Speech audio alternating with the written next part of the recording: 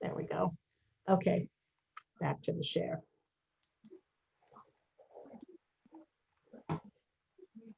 Okay, meeting is being recorded. If you're not a committee member, please sign in. Some of you have done so, I believe. Go into the chat, enter your name and affiliation. Any item you wish to speak to, you can put in the chat box. Please stay muted unless you're speaking. On a desktop computer, you can unmute using the microphone button at the bottom left of your screen, or you can press the space bar to temporarily unmute yourself. On a phone, tap the mute icon at the bottom of your screen. If you wish to speak, please raise your hand. To raise your hand on a desktop computer, click Participants at the bottom of your screen. Go to the bottom of the list and click the button labeled Raise Hand. On a phone, press *9. The way the meeting will go is that we'll have a presentation, after which the chair will take comments and questions from the committee members first, and then the public will have a chance to speak. You'll have a 2-minute limit.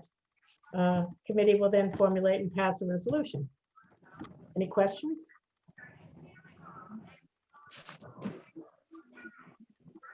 Okay, here we go. Okay, Tariq. Tariq is available, right? Okay. So we have tonight's agenda. It's going to be in this order: approval of minutes and the roll call at the same time. Tariq, you want to do the roll call? Yep. Troy Velez, Here. Alicia Lewis Coleman,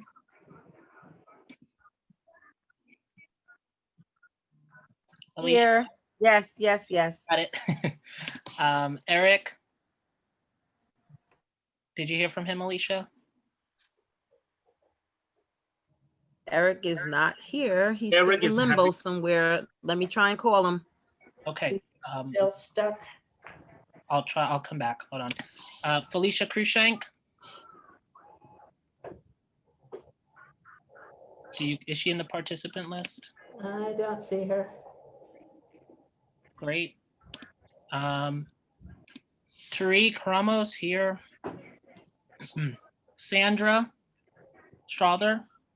I don't see her on the list. No. And then Camille Napoleon. Alicia, do you have any thing to share about Camille? Yeah, I'm sorry to announce that Camille lost her father yesterday. So I don't expect to see her at the NYCHA subcommittee. Our thoughts and our prayers go out to her and her family during this time of mourning. And if you know her personally, if you'd like to send her well wishes or, just talk, console her in some type of way. I don't know. I didn't know her dad. I knew a lot about her dad. So I just know that her father was a strong leader, a resident leader at Baruch Houses for a long, long time. Yes, sending love and light and thoughts and prayers to Camille. Okay, I'll come back. We have Eric. I still don't see Eric on the list. Okay, Felicia Cruikshank. I don't see her. And Sandra Strother.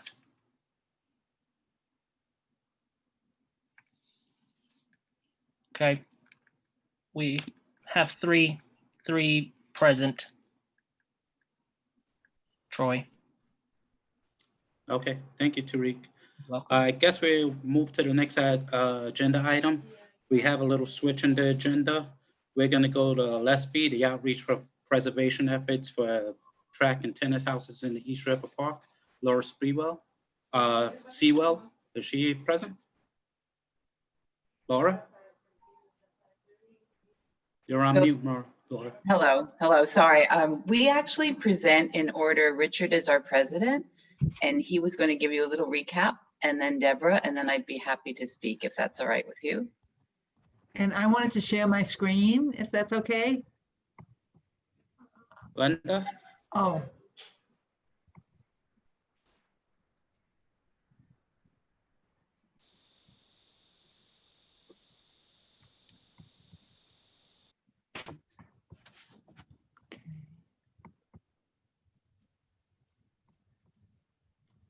Okay.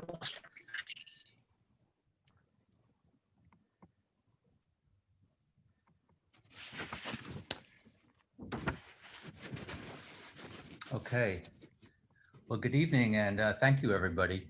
I'm Richard Moses, President of the Lower East Side Preservation Initiative, also known as LESPI. We're here to get your input on our outreach efforts regarding the preservation and renovation of the East River Park's Track House and Tenant Center Comfort Station, which you see on the screen in front of you. As you know, Community Board 3 unanimously supported our proposal to move and restore rather than demolish the buildings, as currently planned under the East Side Coastal Resiliency Project. And we're now in the process of reaching out to the local community and elected officials for their input and support. As a reminder, this summer, the New York State Historic Preservation Office determined that these buildings are eligible for the state and national registers of historic places for both their unique architectural distinction and historic importance. Based on our and our architects' research, we believe that saving the Track House and Tenant Center Comfort Station would not be difficult or interfere with the current plans to rebuild the park under ESCR. This would be a very small part of a very large project, and according to our review with architects and engineers, would not slow down construction or increase costs. Moving and relocating large structures such as these is not unusual. They can be easily enlarged to meet the park's current needs. And in light of global warming and its effect on the Lower East Side, keeping existing buildings and restoring them is almost always a much greener solution than demolishing them and rebuilding new. And this is particularly true with these buildings.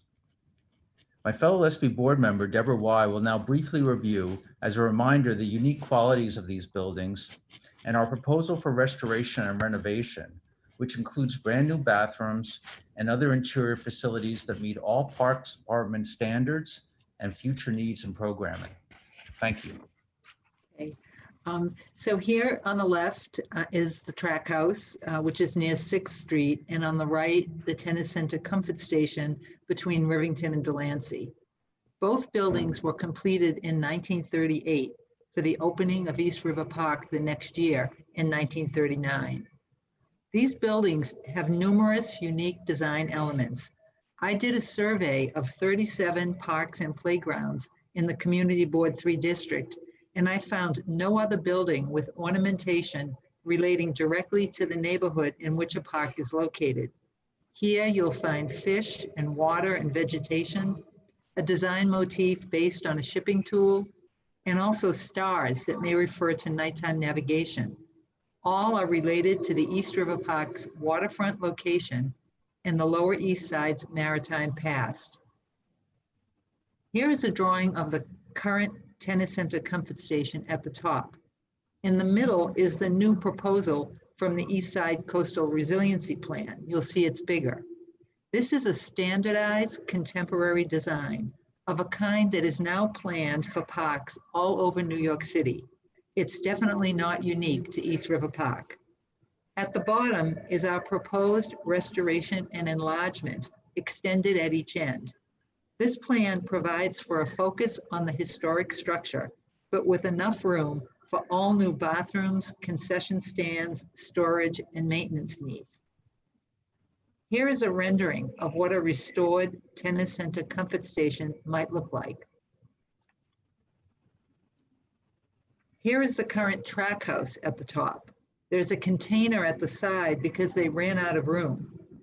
In the middle is the proposed ESCR building, again, in a standardized contemporary design that you'll see in many parks. The bottom shows our idea for a restored Track House with extensions. The interior would be completely new to fit all Parks Department requirements. Here's a rendering of what a restored Track House might look like. And here are renderings of both our proposed restorations. The buildings are newly cleaned, fully renovated inside, and have additions at either end. When East River Park opened in 1939, there were 5 of these very distinctive buildings designed especially for the park. but 3 were demolished over time. And we don't want to lose these last 2. Thank you. So thanks, everybody. I think I just want to say for anyone who might wonder, this has already been unanimously approved by CB3, and we're here because we want to do as much outreach as we can to the people who live along the waterfront so that they will have heard about this preservation initiative and to get feedback, hear what concerns might be, and see if we can address them. We certainly intend to still have renovated brand new bathrooms. That we want to make that clear. And we've been doing outreach to the TAs as best we all can this time of year and in this challenging environment. But we would really appreciate hearing from you if you have any questions about this proposal, and who you would like us to speak to, who more informally perhaps is meeting, or if there are opportunities for us to, we have a 2-pager we can share. The timeline on the beginning of construction is imminent, and we have only gotten the support of Community Board 3 very recently. It's been a long process to get the SHPO to re-examine and reevaluate these buildings, and we're very happy that they reached the decisions that they did. But that's primarily why we're here. We see this alternate as much better for everyone. It makes for a much more interesting park. We have heard over and over again from community members that they love these buildings and that they will really miss them. And we'd like to try to do something about that. That's why we're here. So I'd just like to open it up to any questions or suggestions the committee might have for us. We can certainly drop our contact information into the chat as well. If you do have questions, please raise your hand.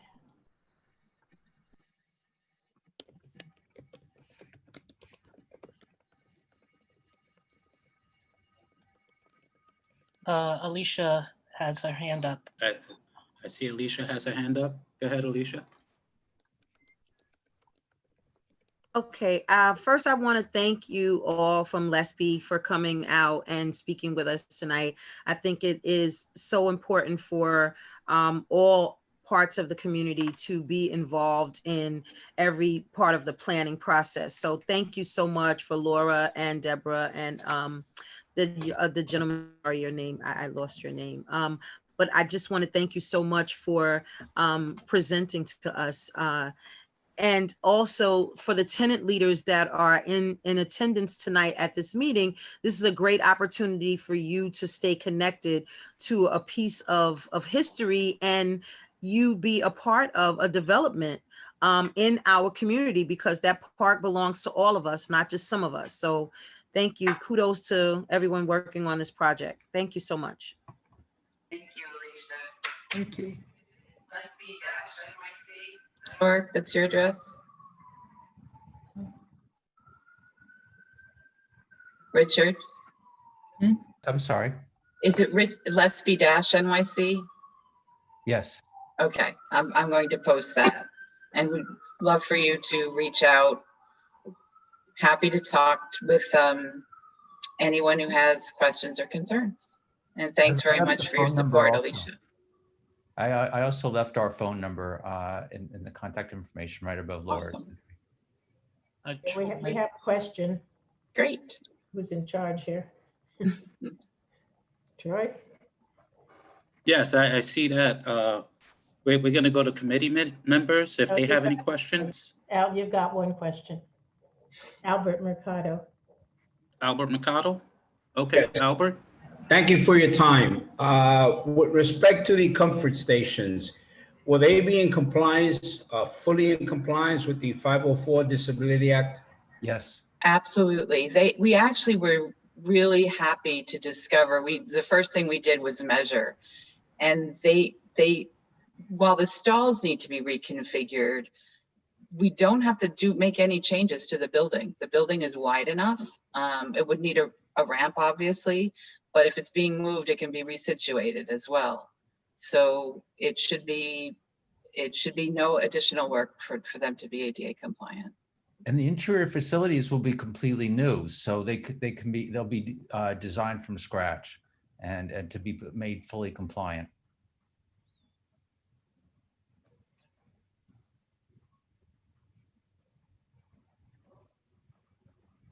Thank you. Well, I don't believe that we have any more hands raised for You do not. this topic. So I guess we'll be moving on. Thank you very much for your time, everyone. Thank you. Thank Thank you you. for coming. Very much appreciated. Thank you. And Troy, Eric Diaz just got in. Okay, great. Thank you, Jackie. Jackie, I'll text you later on Eric's attendance, I guess. Yep. Okay. So we're going to move right along to the NYCHA Blueprint for Change and Preservation Trust Plan. We have guest speaker Victor Bach speaking. Oh, good. Okay, I'm Um, gonna Vic, you're muted. Wait, we should start. We also have people from NYCHA here as well. Right. Ryan. So maybe we should let the NYCHA staff to present their plan first, and then followed by Vic Bach's comment. This is probably easier for everyone to understand the plan better. Great. Well, thank you so much. And first, congratulations to Mr. Velez. And thank you once again to the committee and the board as a whole for inviting us back. I always appreciate coming to Community Board 3, as this is such an important part of the NYCHA portfolio. And you're one of the few community boards that respect public housing enough to have its own committee. And we really always appreciate that. I've been coming to this committee for, I think, as long as there's been a committee, and many of the issues that you've brought to me over the years have to do with common themes. The common theme of not enough funding, of management that is not up to where we would like it to be. And also, I hear people say, even when we do get funding for developments, that it takes a very long time for projects to be completed. And then the quality of work is not where we would like it to be. And believe me, over the, those are issues that, for those of you who know me, know that I acknowledge all to be true, and it is a frustrating part of dealing with the current structure of public housing. So over the last few months, we have been working on a plan that does what we hope to achieve many of the following things. Number one, create a totally public entity that will be able to bring in the public, a public entity that will be able to bring in the funding needed in order to do the capital repairs that each of the developments, not only on the Lower East Side, but throughout the portfolio, need in order to, for residents to bring their apartments and the surrounding areas and the infrastructure that keeps the buildings going to a state of good repair. The proposal we also that Andrew Kaplan, my colleague, will take us through, also looks for procurement relief so we can do the projects faster and also hire better contractors. And at the same time, it retains tenants' rights and rents at where they are currently. Moving forward, for tenants coming into NYCHA in the future, they will always be off of the public housing and Section 8 waiting list. So this is affordable forever. And so this is not like, this is good deal now for current tenants, but in the future, we have to worry. The plan that we have right now that we're putting in front of you, that we really want to get your opinions on, looks to protect affordability going forward forever. So with that, I will give you my colleague, Andrew Kaplan, who can take you through the plan. It's about a 10-minute presentation. And then from there, we'll take as many questions as you have. Thanks so much, Brian. It's really good to be here with all of you. For those of you who I know, it's really good to see you again. For those of you who I don't know, my name's Andrew Kaplan, and I'm the Deputy Chief of Staff here at NYCHA. Before just running through it, like Brian mentioned, really excited to walk through these ideas, and most importantly, make sure that we take the time to explain them in full. Hear your thoughts, your feedback, your questions, your concerns, and have a robust discussion. And at the outset, just re-emphasizing what Brian mentioned, this is in response to a lot of the things that we've heard over the years from residents, in places all over the city, from the Lower East Side to the Bronx to Brooklyn, et cetera. So if we could go to the first slide, Linda. Thanks so much. So this capital portion, which we're going to be focusing on today, and this idea for a public trust, is in the context of a few other things that we're focusing on here at NYCHA. And the first is the fact that our organization for years has been poorly suited to actually delivering services to residents. And for the residents who are on the call here, I am sure that you can back me up here. We have not done a good job on delivering services on a day-to-day basis, on delivering capital repairs. And one of the most important things that we need to do as an agency is to reform our organization. And this is something that is mandated by the agreement that we signed with the federal government in January 2019 that led to the implementation of a federal monitor. So it's something that has real teeth that we have to do, and something that we think is a really important part of what we're doing, because when, if we're successful in getting money, we need to be able to deploy those resources effectively and serve our residents better. The second piece is what we'll talk in more detail today about, which is the fact that we have a capital need of about $40 billion across the portfolio and very limited resources, unfortunately, to address it.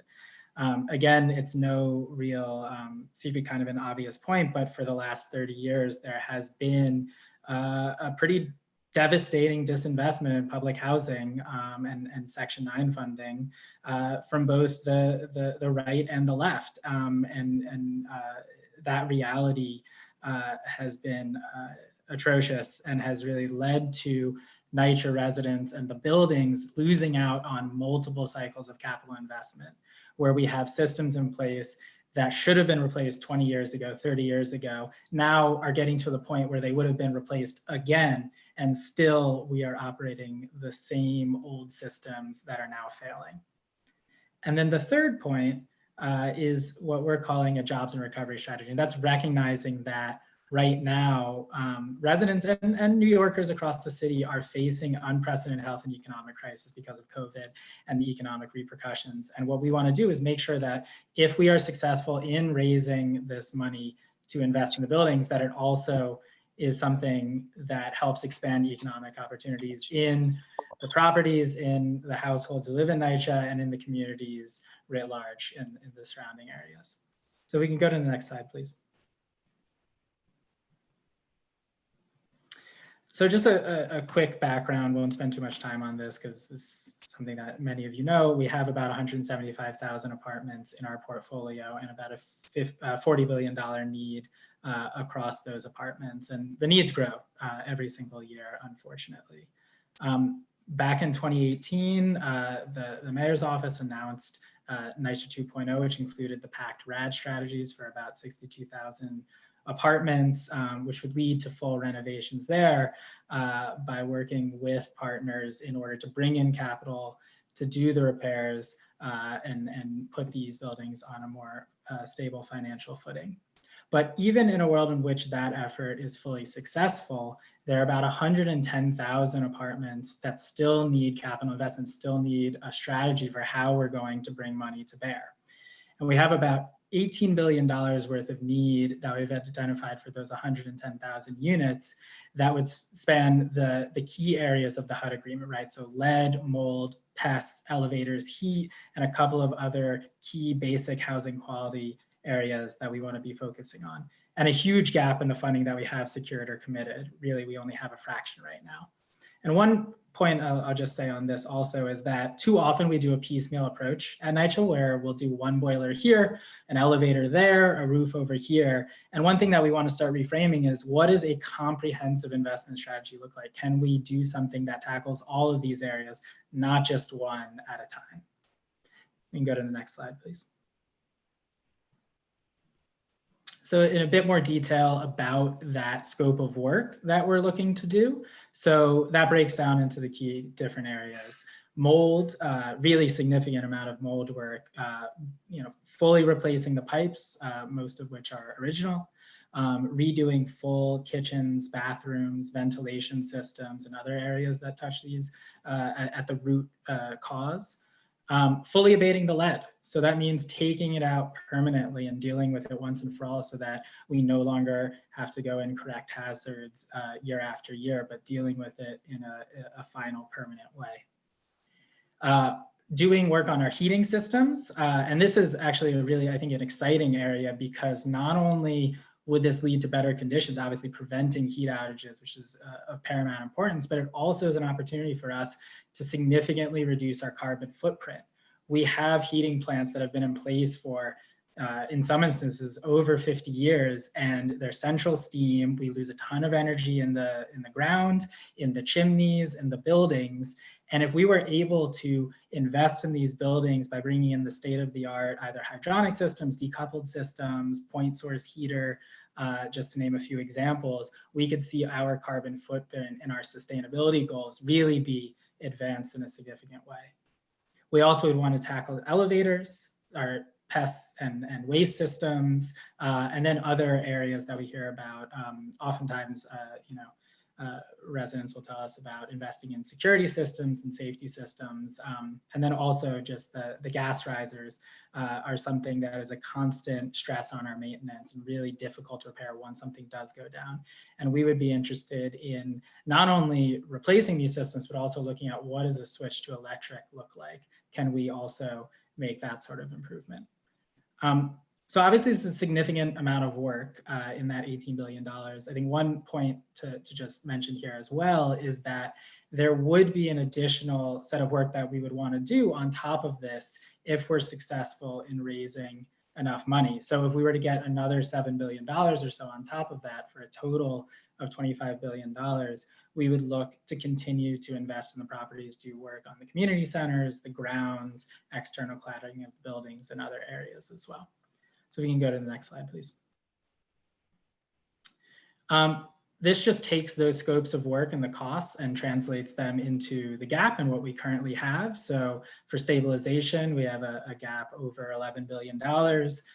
For our more full scope, a gap of about $18 billion. So really significant amounts of capital funding that we need. And again, like I was mentioning, we're in the context of a system that is disinvested in public housing for generations.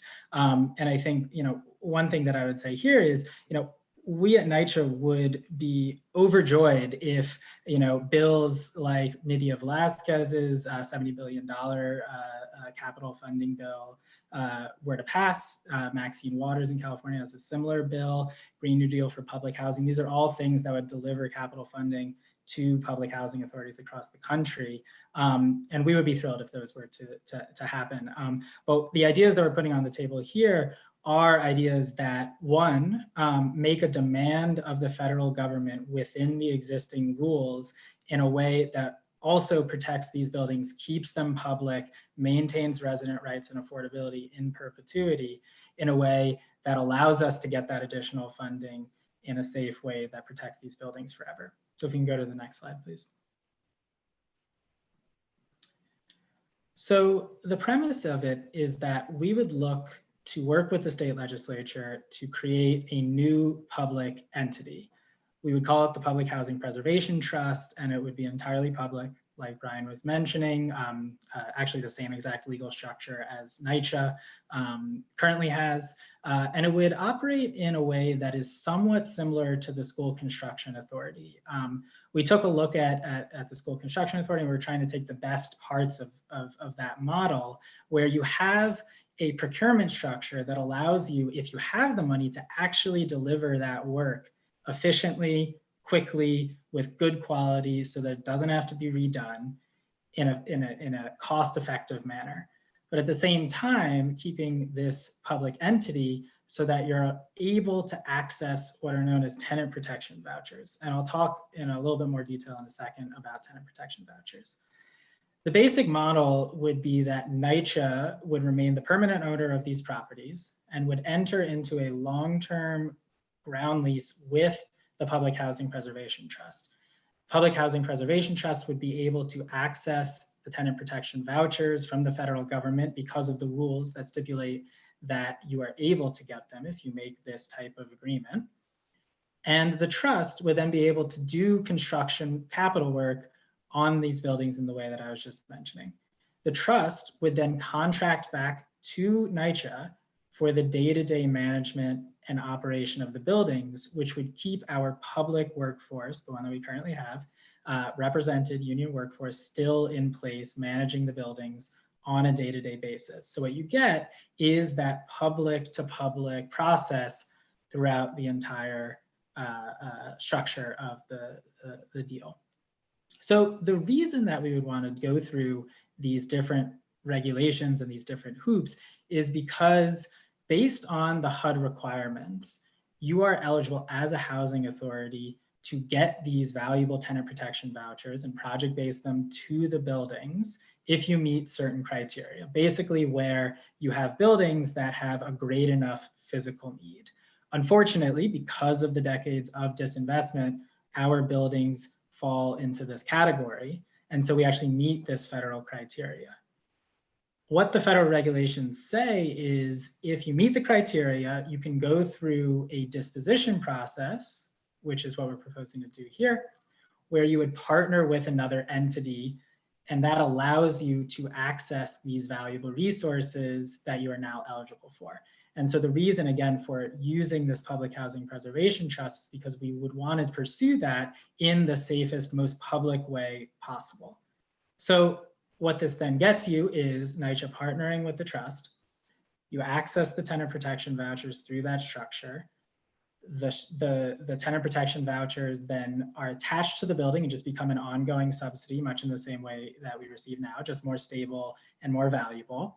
And then NYCHA, because of the way that these are funded year in and year out by the federal government, can then go out and raise upfront funds for capital repairs, make all of the necessary repairs that are needed at the properties, and have a substantial amount of money to do it. At the end of the day, this gets you a fulfillment of all of the compliance requirements of the HUD agreement and meeting the basic housing standards that we desperately need to be meeting as an agency. It would protect all of the resident rights and affordability in perpetuity, including the same rent calculations that Brian was mentioning at the beginning. It positions the properties for this long-term sustainable structure, so that way we don't have to rely year in and year out, worry about Section 9 being cut year after year after year. Allows us to access this upfront capital through a fully public entity, and then also catalyze in the sense of us having a significant amount of capital money flowing to the properties and to the surrounding communities, catalyzing economic recovery by investing in public housing as infrastructure. We can go to the next slide. The remainder slides are all details, and I'll go through them quickly. I just want to make sure that I save enough time for Q&A and comments and concerns. But this slide shows why we would want to pursue the tenant protection vouchers. And the simple answer is because they're extremely valuable. So on the left is the existing funding that we get from Section 9 from the federal government on a per unit per month basis. So that blue part at the bottom is the resident share, right? That's capped at 30% of household income. The capital is in orange per unit per month, and the operating per unit per month that we get also from the federal government. And that total is $1,250. On the right, by comparison, is the standard tenant protection voucher funding. And again, the blue share exactly the same, no change in the rent calculations, same affordable rents as before. But what you get is that yellow bit, that additional subsidy, almost twice as much subsidy actually, to allow you to have $650 per unit per month more for a total of $1,900 for that unit. And what you're able to do then is when you have that additional subsidy, you can use it for capital repairs. If we go to the next slide, it talks a little bit in more detail about what we were proposing to do there. So with that additional subsidy from the tenant protection vouchers, you're able to then go out and issue bonds, raise conventional debt in order to do upfront capital repairs. And then you have that sustainable stream of income year after year in perpetuity to repay it over time. And so, as we mentioned, this would allow us to do all of the stabilization work, all of those key areas that we mentioned. But critically, we would want to make sure that this process is fully protected, full end-to-end public control. And that is the reason why we would propose to authorize this new public entity, the Public Housing Preservation Trust. We can go to the next slide, please.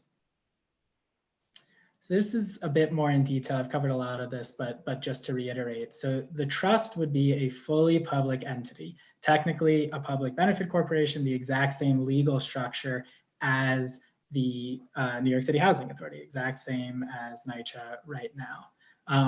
And what that allows you to do is access these resources in a safe public way. So just really quickly again, what NYCHA would do is enter into the long-term ground lease with the trust. NYCHA retains permanent ownership, enters into the ground lease.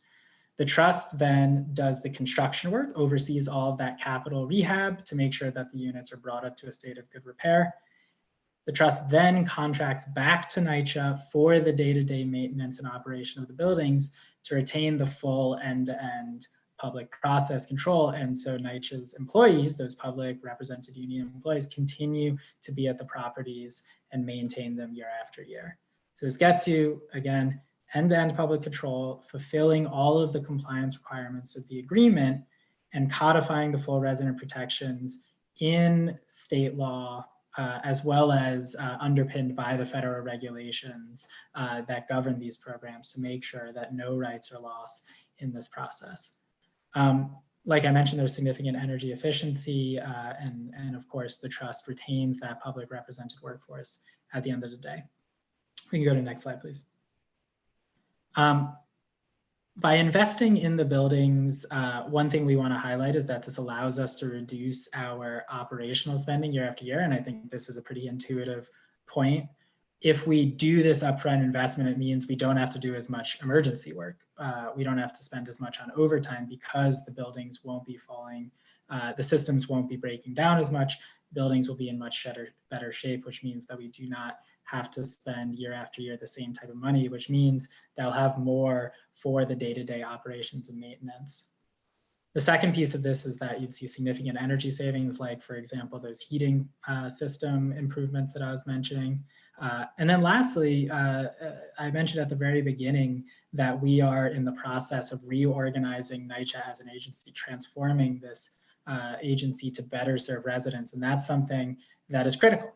We need to improve accountability at the property level, and we need to make sure that we're able to support the properties and give them the ability to own the repairs, own the process, and deliver these services in a way that actually allows for them to be responsive to resident concerns, needs, and work orders.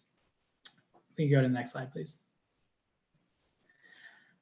This is just a flavor of the transformation plan, that reorganization. So like I was mentioning, we're looking to realign the properties and actually bring the responsibility and control back into the property so that property staff are empowered to deliver repairs, no longer waiting for, downtown, waiting for HQ, waiting for 250 Broadway to make a decision, because they'll have the ability to use property-based budgeting and work with residents on the things that need to be fixed. And also improving a lot of the programs that we hear complaints about all the time. I mean, AWS, the alternate work schedule, is something that we need to revamp, and it's a real focus of ours. Same with scheduling and sequencing work orders, and also improving the recertification process. You can go to the next slide, please. So just really quickly, these last few slides talk about the other areas beyond capital repairs, and I don't want to spend too much time to make sure we have time for questions. So here, again, big emphasis that we want to be making on using green building technology to drive down those utility costs, decarbonize NYCHA, make sure that we're able to actually achieve sustainable long-term carbon reductions. It's really important, I think, part of this one that is an exciting aspect of the capital. If we can go to the next slide, please. Another big aspect is jobs. There's obviously thousands of construction jobs that would be created through any time of capital investment like this, links to local manufacturing, and then the ongoing skilled jobs that would be servicing the different new building maintenance, new building systems that would be in these buildings. And throughout all of it, sort of as an umbrella sitting on top of that, we would want to make sure that we're prioritizing residents for those jobs, very robust Section 3 requirements, and improving that process, as well as looking to codify the MWBE programming on top of that as well. If we can go to the next slide, please.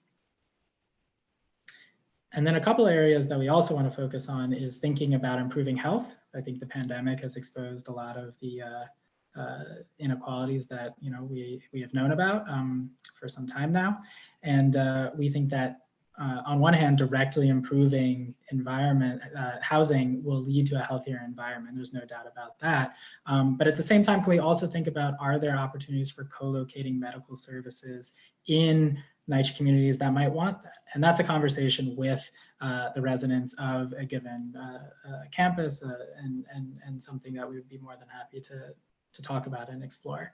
And then lastly, just thinking about the economic spillover effects. This is something that obviously is designed to improve the buildings and bring them to a state of good repair, but would also lead to those types of economic impacts that might help the economic recovery here in the city. We can go to the last slide, please. So just leaving and ending on this note before we get into the conversation. So we're in the process of having conversations like this with residents, and we want to do as many of those as it takes to talk about this, to explain it, to hear concerns, hear questions, work together, I think critically, to make sure that we're moving at the speed of trust, and also collaboratively working on a plan that works for residents everywhere and for the stakeholders across the community. We also have been speaking with some of the federal officials who we work with, labor partners, and advocacy and policy organizations, in addition to elected officials. And our focus over the coming weeks and months is really, first and foremost, continuing those conversations, just like this, and second, working with the state legislature on authorizing the trust that I mentioned. We're at the very beginning of that process, and I really want to emphasize that.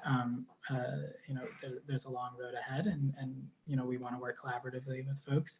And then third is working with our federal partners on making sure that if we are successful here, that we're able to take advantage of this in an efficient way and have enough resources at the federal level to do that. So I'll stop there. Really appreciate you all taking the time to listen to this, and welcome any and all questions, concerns, points on this. Thank you. Thank you, Brian. Thank you, Andrew. Before we get to questions, we're going to go to Victor.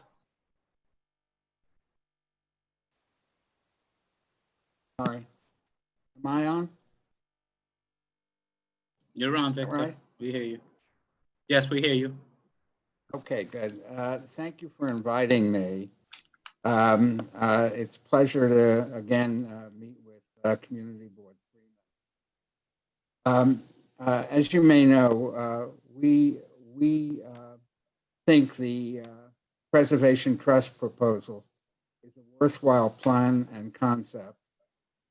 Needs working through, but we think it deserves very, very serious attention. And just the major reasons. First, it's the first NYCHA plan that works at scale. It's comprehensive. It promises to restore decent living conditions to every NYCHA development, not just to some. And it addresses the full daunting $40 billion capital backlog. Second, it's a smart way to draw increased federal funds to NYCHA to preserve NYCHA development through Section 18 tenant protection vouchers, which provide a rich rent stream that allows the repairs to be done. You have to remember Washington has for decades provided starvation funding for public housing. And this is one way to put the onus back on Washington to restore the housing it has allowed to deteriorate. Thirdly, it keeps public housing, as Andrew said, in the public domain. It doesn't keep public housing. The trust will be transferring public housing from Section 9 to Section 8 housing, but it keeps the stock, the public housing stock, in public hands, and NYCHA will be continuing to maintain the properties, so neither ownership nor management will be in private hands. Thirdly, lastly, it provides for an efficient way to go about capital repairs, much more efficiently, much more effectively than NYCHA can do under federal regulations. The Preservation Trust can take advantage of certain kinds of approaches to capital repair, like design, build, and others. It's not subject to the same federal regulations. I have been listening to the hearings that were held recently on the Preservation Trust proposal and legislation. I testified at the Assembly hearings yesterday, and I listened to the NYCHA hearing that was conducted last night. And I thought it'd be useful just to register what some of the major concerns and objections were to the proposal and try to offer a response. They fall into really two categories. There are the process issues, and then there are the more substantive issues. On the process, we have a situation in which resident leaders feel that they are presented with a plan that's already been hatched, one in which they did not have a seat at the table. They do get briefed, they do get webinared, but they weren't at the table where deliberations were being held, where available options were being reviewed, and where decisions were being made. Danny Barber, the head of CCOP, testified that CCOP residents felt bullied into a plan that they didn't really expect or don't fully understand. Secondly, there are questions about the timing. Residents, of course, feel under the stress of the pandemic. Is this a time to be introducing the Preservation Trust? And given despite Andrew's lucid description of the plan, it is a complicated package to understand. And the question is whether and how NYCHA can go forward at the pace of resident understanding and trust. It's going to take some time and much more energy to really reach out and explain what the trust will and won't accomplish. On the substantive side, there are several objections that I think are important to point to. The first is that this is just another form of privatization, that this will put NYCHA into debt through bond issues that will be leveraged by the tenant protection vouchers, and it is no more public a proposal than the RAD proposal, which does involve a high degree of privatization. I'd like to take exception to that. Ever since public housing was created in 1937, the way it worked was that the locality issued bonds to support the construction of a development, and those bonds were backed up by Washington with annual capital contributions, so that the debt was paid off by Washington against the bonds that were incurred by the locality. The trust will be doing pretty much the same thing. It will be leveraging the stream of tenant protection vouchers in order to raise bonds, and will pay off the bond debt with the stream, the rich rent stream from the tenant protection vouchers, both the annual capital contributions that older public housing got from Washington and the tenant protection vouchers. Those are all public taxpayer funds that will be used to pay off the debt. So NYCHA is not taking that kind of risk, and this is not other than the normal way that municipalities and governments finance infrastructure improvements through bond issues. That doesn't make our streets, roads, and bridges private rather than public. They do retain their public nature, even though they're supported through the issuance of bonds. Secondly, there are questions about whether residents will lose the protections that they have under public housing as they transfer to Section 8. And here we have to be careful in any legislation that creates the Preservation Trust to be sure that all those rights and protections are carried along. I think that's NYCHA's intention, but I'm not sure that's yet embedded fully in the legislation.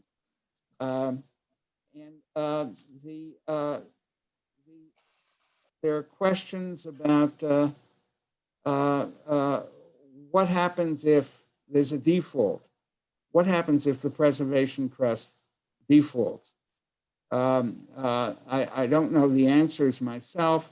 I assume that the property reverts back from the trust to NYCHA, but there are fears that if there's a default, does it go into foreclosure court proceedings? Does it become, in that sense, privatized? I offhand doubt it.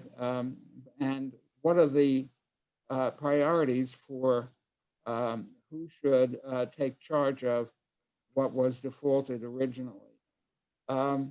I think that one of the issues is that residents feel secure as public housing residents, and they feel less secure, more uncertain, more at risk becoming Section 8 residents. I think Greg Russ tries to make it clear that Section 8 is a safer harbor than public housing. Section 8 housing is preferred when it comes to Washington appropriations. It's preferred to public housing, which is really a federal stepchild. So I think we need to make sure that residents understand that there's something to be gained in the conversion from public housing to Section 8. There are questions about what happens to the federal monitor. The federal monitor is charged with overseeing public housing. He's not charged with overseeing Section 8 housing. So what happens to the kind of monitoring with respect to lead paint, with respect to heating, with respect to elevators and rodent infestation? Does the trust slide out of, does public housing slide out of the monitor's purview as a result of conversion? I think a final question I would raise is what happens to the identity that public housing residents now have? As we go along, if the trust proposal succeeds, we'll have a mix at any one time of some developments that are now RAD developments that are under private ownership. We'll have some that have been converted under the Preservation Trust, and we'll have some lingering public housing developments that are still conventional public housing developments. How do they come together? How do residents and resident leaders come together as a community and retain whatever unity they can as former public housing residents? How do we keep that together? How do they communicate? How do they organize? How can they have a voice in what happens to this housing in the future? Those are the points I'd want to register.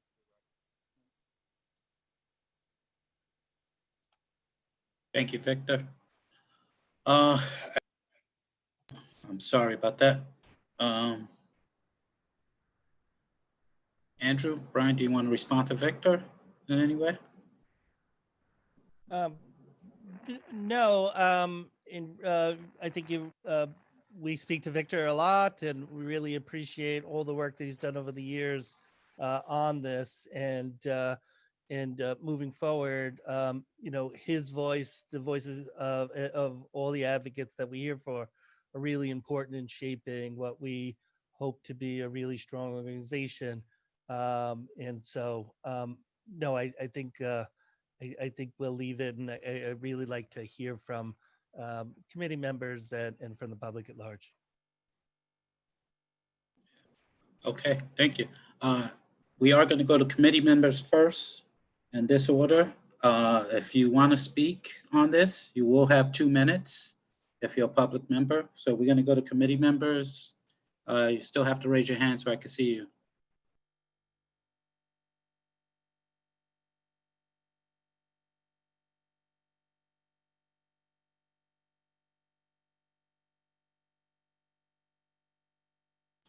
Okay, I don't see any committee members with questions.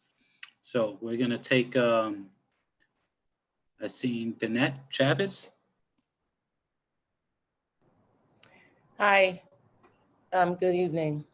I want to make a suggestion first.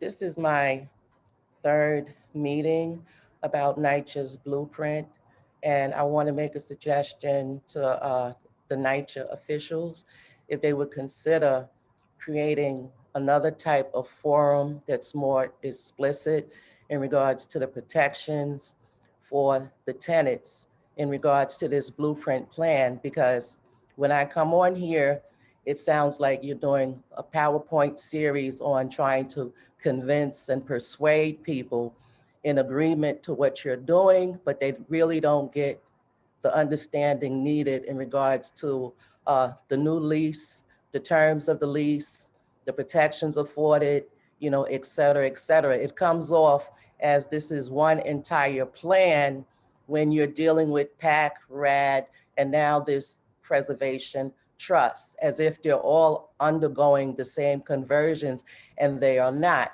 So people don't even know where in the picture their unit and their development fixing. I'm a stakeholder in LaGuardia. We were doing infill. Now it's up in the air. NYCHA has continually metamorphed into additional, ways of doing it, and people are confused, even what's being said here now. There's vouchers being discussed. It's not clear if they're tenant-based vouchers or project-based vouchers, and tenants are being persuaded that they have protections under these vouchers, and these vouchers are not the same vouchers that carry over. They're tenant protection vouchers in the event that a resident gets displaced as a result of the construction. These things are not being properly explained, and they should be. And the other issue is that NYCHA keeps saying that they are still the owner of the developments. That's not true. The private trust that you are creating is in fact a private trust. It's the entity that's going to receive the vouchers, okay, and have the responsibility for dispersing them. To me, that's ownership. Just a little while ago, my time is up. Okay, I think my time is up. But the man speaking for voucher addressed the question of what happens if it goes into foreclosure. And he said, I guess the properties will be returned to its owner. The current owner is NYCHA. So if NYCHA retains ownership over all its properties, how is it that their properties would be returned to them in the event of foreclosure or if the program didn't work? Thank you, Tenant. I'm gonna have to stop you there. Sure. Brian? Yep, I'll be happy. And Andrew, please jump in.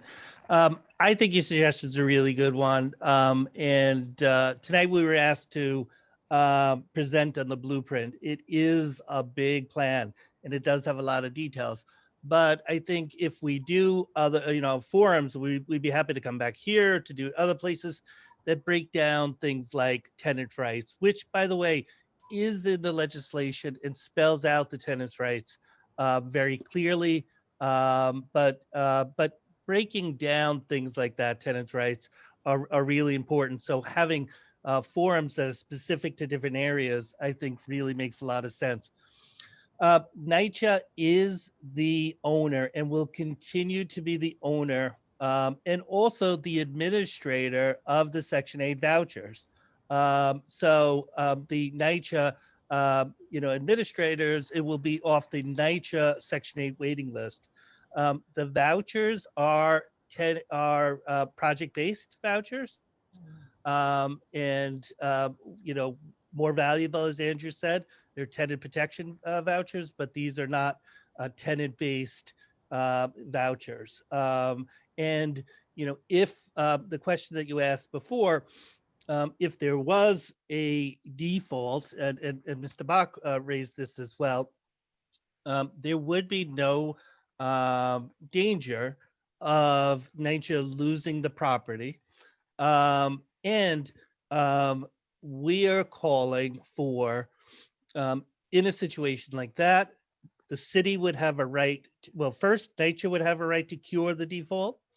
The city would have a right to cure after that, and then the state would have a right to cure after that. We're putting protections in place in the event that a situation like that ever happened. That is something that we think is a remote possibility. Andrew, if there's anything I missed, please add. No, I think that was a good summary, and I just want to thank you for the suggestion on the protections. It's a really good point.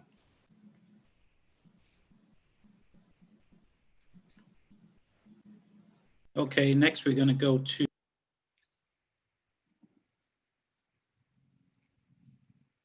Can you guys hear me? We're going to go to District Leader John Blasco. Thank you, Troy. Hi, everyone. My name is John Blasco. I'm a district leader in the Lower East Side, and I'm a NYCHA Jacob Reese resident. I think this is the first time I'm hearing a presentation for LES residents on the blueprint. Obviously, there are NYCHA meetings and public forums. And last week, I believe it was last week, the New York State Assembly held a hearing on this topic, on this very topic. What was concerning, and correct me if I'm wrong, but I think there were like 22 residents who got to testify, and none of the residents testified in favor or supportive of this plan. So my biggest comment that I just wanted to make was about the outreach. And also, I think, Andrew, you made a note about the property managers working with residents now to, really make repairs, which is concerning only because I can only speak in Jacob Riis, right? For example, we have a property management there that actually has a bad communication with residents. So to see a future plan try to, promote working with managers when there are some managers that don't even communicate to their residents is alarming. And I'm sure some of my neighbors here can speak to that too. But I just want to know, what's the outreach plan specifically in this neighborhood? What's going to be the outreach plan to Riis, to Wald, to Campos, Baruch, Gompers, Bersetti, so on and so on. I saw a lot of folks on your outreach list, but tenants should be the #1 priority in terms of the feedback that you're getting. Thank you. Well, thanks, John. Really appreciate that. And I think you're right. The hearing, I think it definitely showed us that we have a lot of work to do when it comes to resident engagement. And although we have made a lot of efforts, to speak to people, holding town halls, but I think we need to do meetings like we're doing tonight. We need to do, smaller meetings. We need to do, and Andrew and I are willing, and a number of us at NYCHA are willing to speak to about this to anyone who will listen. But I would love to hear you as a leader, not only as a public housing leader, but as also a leader in your community, to talk, to even, let us know what you think is the best way to talk to people on the Lower East Side. Also too, every community is different. How you speak to folks, in your community might be different than how you speak to folks in Rockaway. And but the most important thing is that you are talking to people, and we're certainly willing and trying to do it, but and we want to do more of it. Yeah, and I think the only thing I would add, Brian, I think that's all right, is just on the property management point that you're highlighting. I just want to be clear. I don't think that we are doing a great job of that right now, and we need to improve that. And part of that, a big part of it, is improving our training for property managers, for supers, for supervisors, caretakers, et cetera.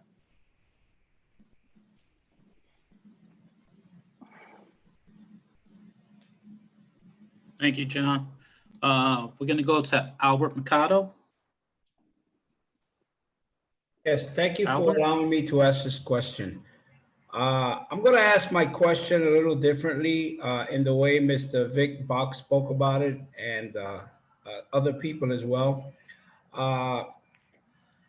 If a public trust defunds on any bonds, on any individual development, let's say Baruch houses, what protections do the tenants have?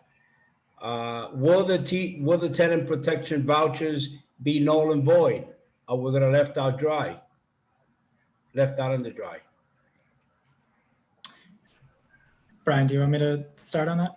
Sure, if you'd like. Yeah, no, so it's a really good question. So I think there's 3 main things that I would mention, and then we can take it from there. So I think the first is that no matter what, there are agreements both in the legislation language itself that's drafted, and that can be improved, of course, but as it's drafted right now, as well as any of the legal documents that would govern the relationship between the trust and NYCHA, like the ground lease, the use agreement, and other agreements like the declaration of trust on the land itself, that would say that these properties have to be permanently affordable in perpetuity. That is something that cannot be moved because of any sort of potential default, and something that is critical to making sure that there is that protection in place forever. So no matter what, the residents are protected. The rents would not be, you can't jack the rents up to market rate.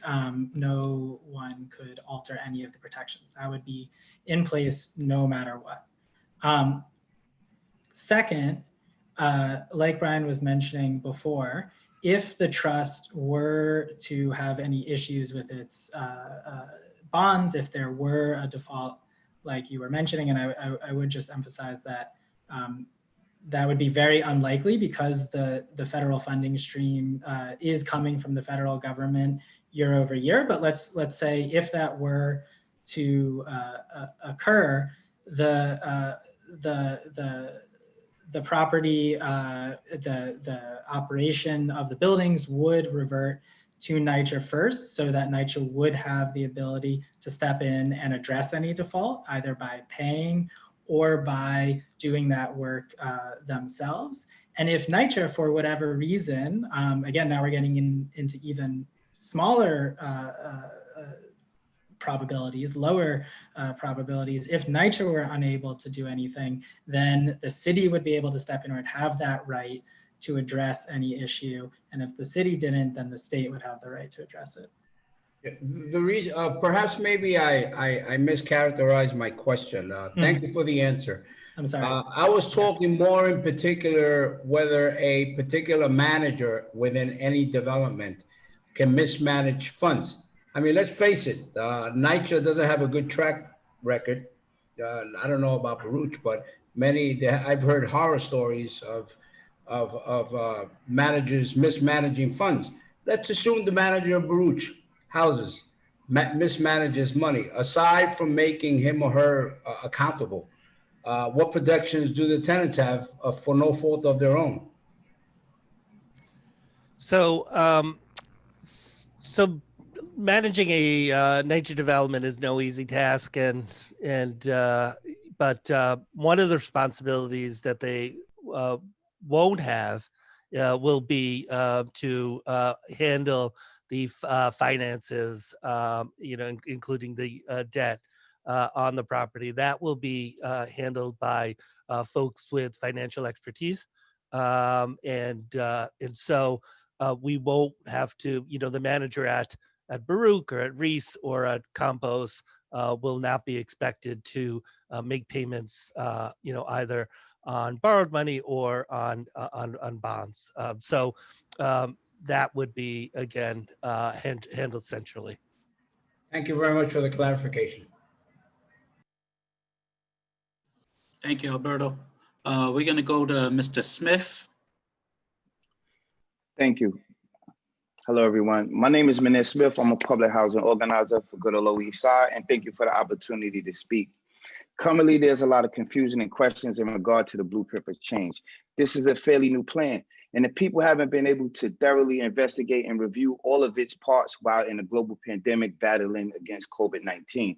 Our priorities have been the health of NYCHA residents and providing them with immediate needed resources.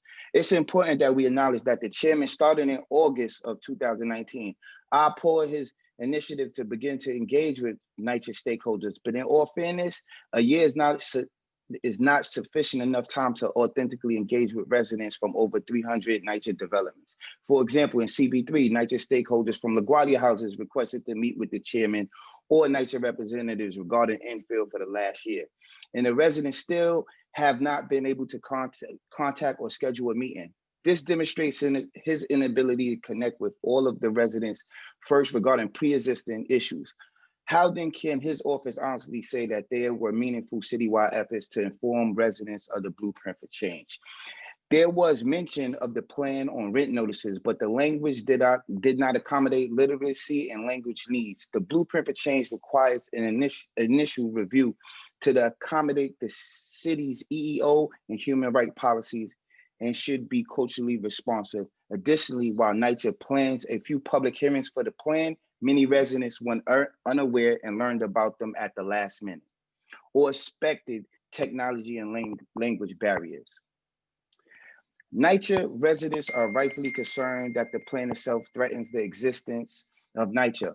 Partnering with private management and moving funds from Section 9 to Section 8 seems very much like privatization.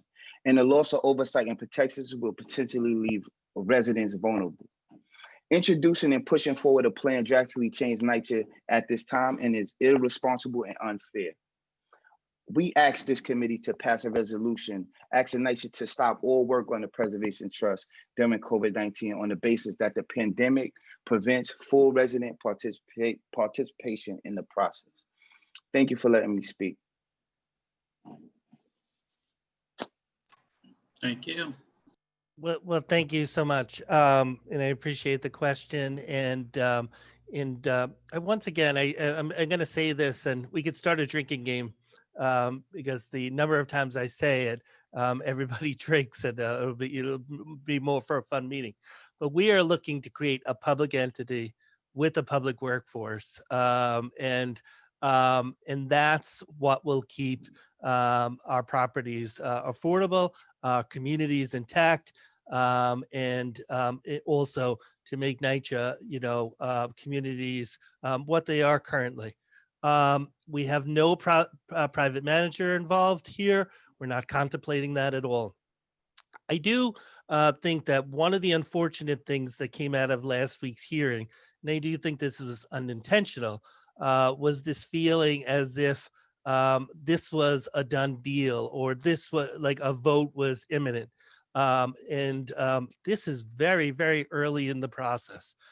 We are here tonight talking to you not about a final plan, but about a plan that we have just recently introduced to the public. We want to get your ideas on it.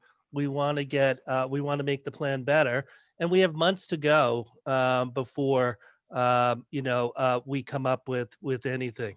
The legislative session doesn't start until January.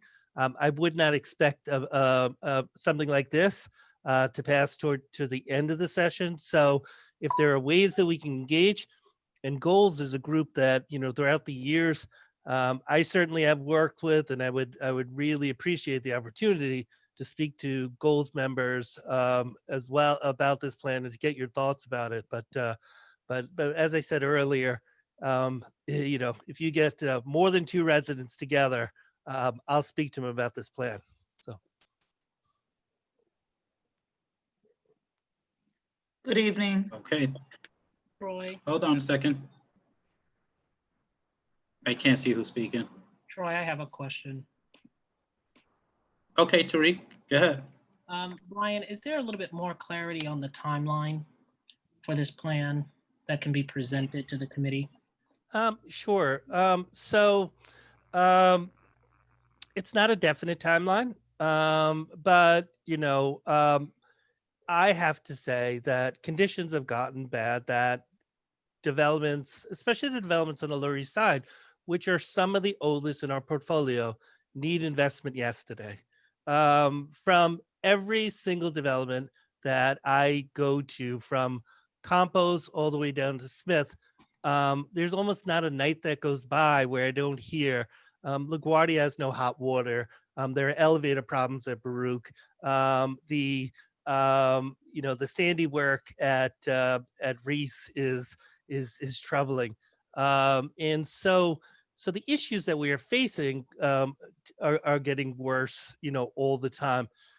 So the timeline that we're looking at is the state legislative session starts in January.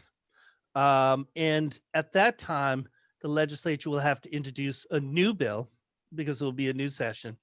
And we'll need a bill in both houses, in both the Assembly and the Senate.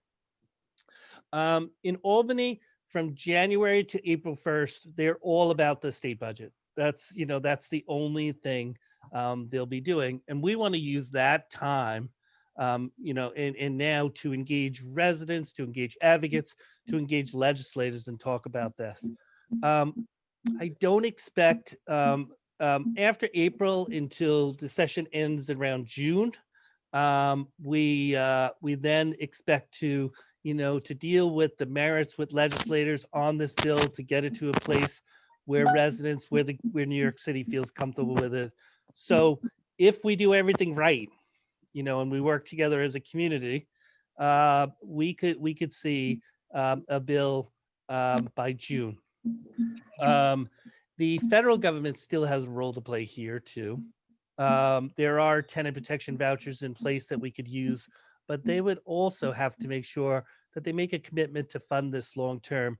And Andrew, maybe you want to talk about the federal role a little bit more too, as well. Yeah, I'm happy to. So the federal government would have to approve any final process, any sort of conversion to the project-based subsidy. And that's just a process that's very clearly laid out in the federal guidelines, which involves public meetings. I think we would want to do more public meetings than are required at any given property. Environmental review, a submission to HUD, and then ultimately HUD would have to approve. So that would have to happen before anything happens at any individual property or set of properties, in addition to everything that Brian is saying about the state. So there's still, a very long road ahead. And like Brian is mentioning, we want to use this time to have these conversations. Got it. And I respect that. I think what I'm not understanding is as NYCHA built this blueprint plan, why there wasn't an outreach plan. With kind of doing outreach with all of the developments. I don't think necessarily this meeting, needing to come to this meeting to hear ideas about how to do outreach, right? Opposed to just knowing that you need to do outreach to the tenants, that this is going to impact us, and I'm a community board member, sit on this committee, but I'm also a Jacob Reese resident, and so I have questions about this plan, but also, and I see Shahida, I'm just seeing, we were on the same page on this. I didn't see the chat, but I see she said, perhaps working with local groups to record, explain our videos in multiple languages, right? So I think, these are all ideas that I think you guys are professionals in this field. Is there an outreach person in NYCHA that oversees outreach? Yep. So we do have a community engagement department that does outreach to residents, and we also have held multiple town hall meetings, and will continue to hold multiple town hall meetings where the chair walks residents through the plan. Over 1,000 residents have come to those meetings, and again, it's just very early on in the process, and we're in almost at least 3 or 4 times a week, we are doing meetings with either resident boards, resident leaders, or tenant associations as a whole. So I don't really want to make it out like we're making it up as we go along. We are going where we're invited, but we're also have a schedule out there. And I see that there is there a website to see times and dates for those town hall meetings. We will, for the next one, I think, Andrew, can we put something in? I don't know if we have anything, but if we can't, I will make sure that the community board gets that information. And so we're thinking about engaging in many different ways. COVID does print, of a challenge. I mean, if this were, during normal times, it would be, easier to hold a meeting, invite ourselves to regular tenant association meetings and come out. We could, do things at, the Boys and Girls Republic or anything like that, places where people meet locally. We're not there, but at the same time, we need to, find, creative ways to reach people, to get them educated and hear their opinions on this plan. I have further things, but I know we have some other people who want to ask questions. Troy. Okay, Tariq, thank you. We're going to go to the last 3 questions that I have here. We're going to go to Jackie first. Jackie Wong.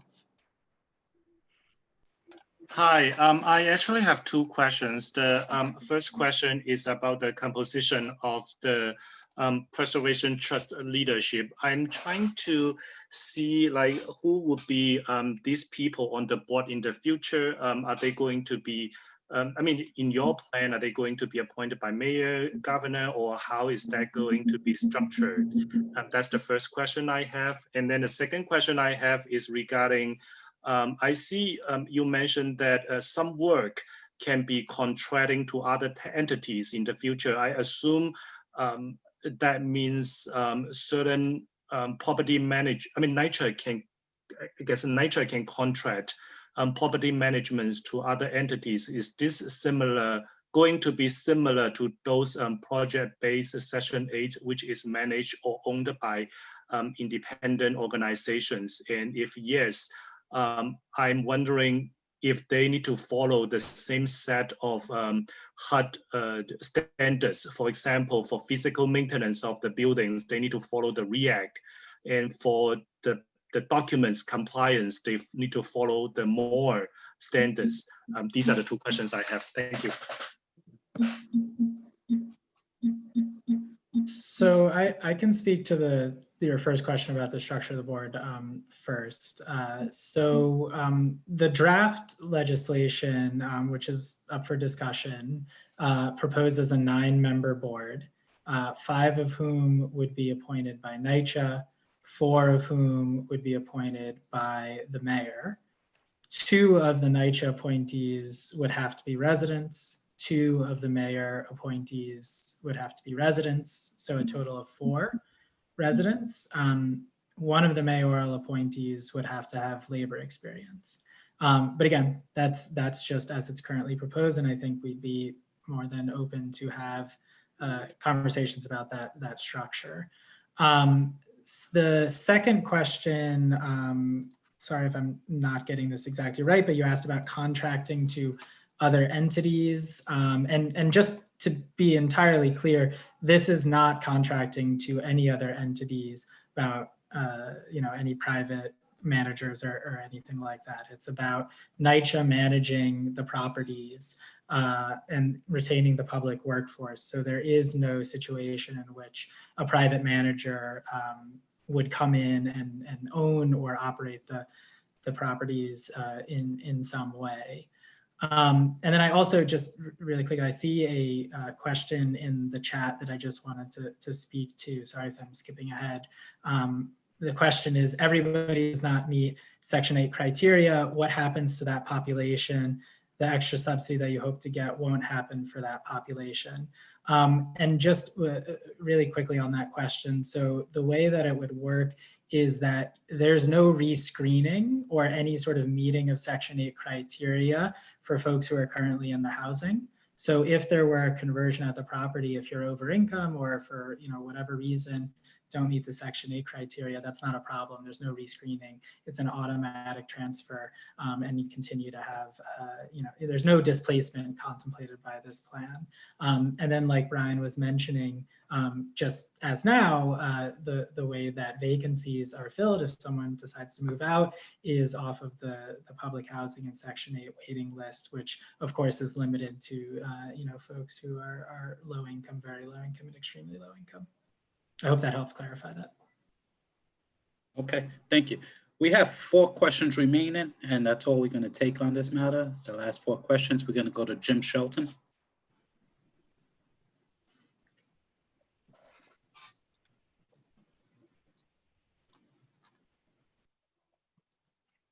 Jim?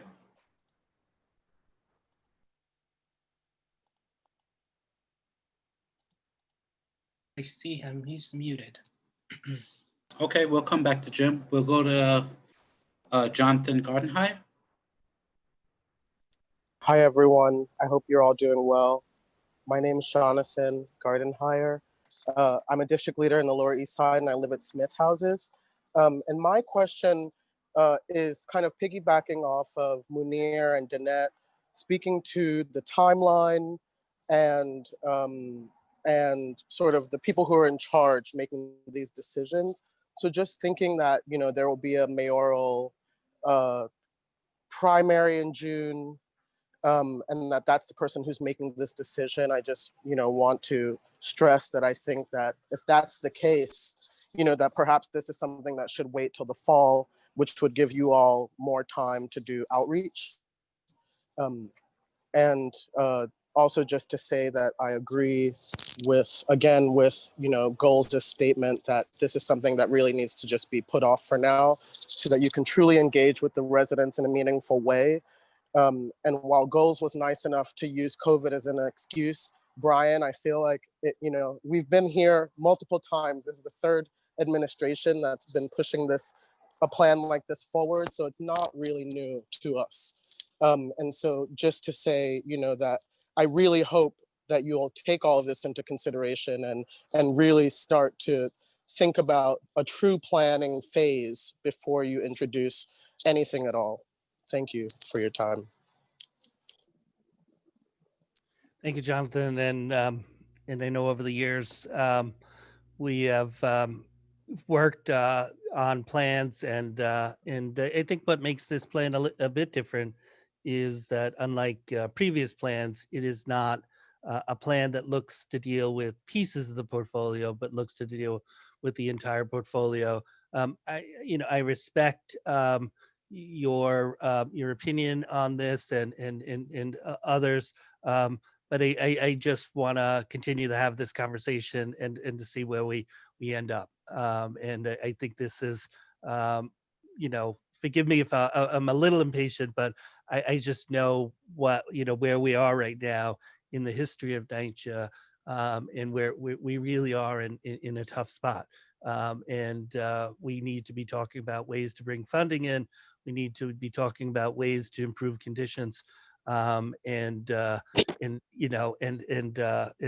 think we all need to continue to do that. So I appreciate it. Thanks. And your hair is so long. It's crazy. Thanks. Okay, thank you. We're gonna go to Christopher Marte. Hi. 2 minutes. Hi, thank you for hosting this meeting. My name is Christopher Marte. I'm state committeeman of the 65th Assembly District. My main question is, why model this new NYCHA entity based on the School Construction Authority Board? Many of us know that to develop a new school, it's a long process, over a decade most times, with complicated algorithms that the average person can't understand. As we've seen the past few years with mold and lead in our schools, some of those schools still haven't had a repair. And plus, it's not known for its transparency. It's not known for its accountability. Most people don't even know how to access the Construction Authority Board for our schools. And so why model this off that when it hasn't shown that it could work, especially for everyone? That's my first question. My second question goes to what everyone else has been saying, like, how can you really do this in this timeline, especially as we go into a second wave? And my third question, which is quick, is who are your lead sponsors in the Assembly and the State Senate for these bills? Sure. Thanks so much, Chris. I really appreciate your questions.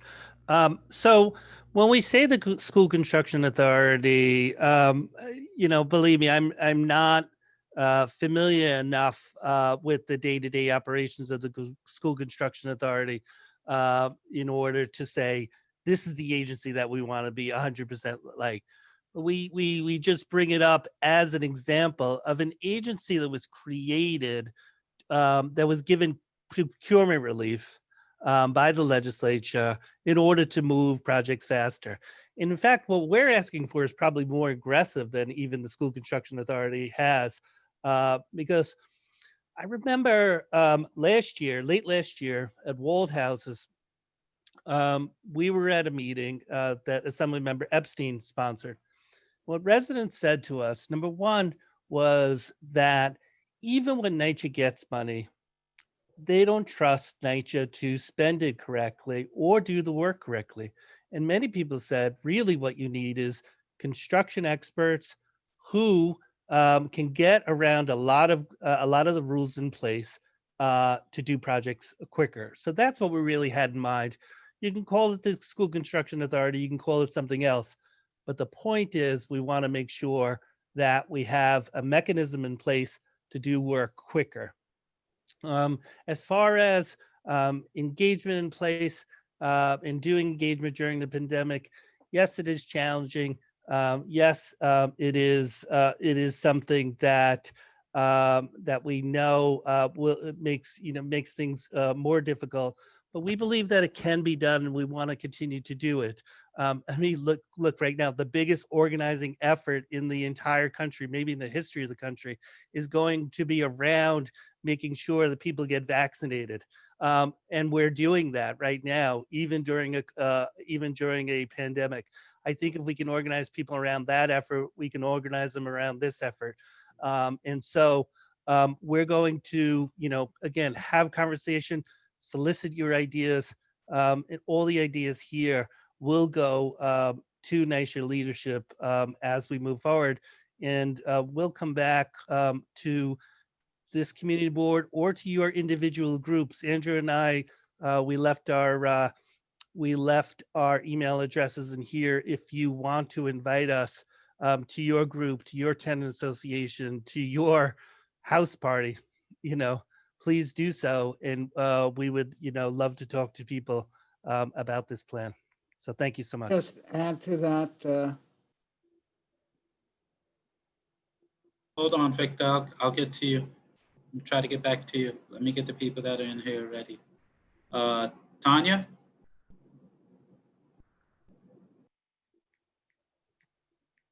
Good evening. Happy holidays, everyone. Hello. Happy holidays. Hello, we can hear you, Tanya. Okay. I'm a tenant of Compost Plaza too. I just would like to say, and I'm gonna keep this as brief as possible. I've been living in housing for 17 years, 12 here and probably 5.5 years in Douglas housing. And I'm kind of new to a lot of what's going on. So my question is, what is the plan to make sure tenants like myself understand how did we get to this place?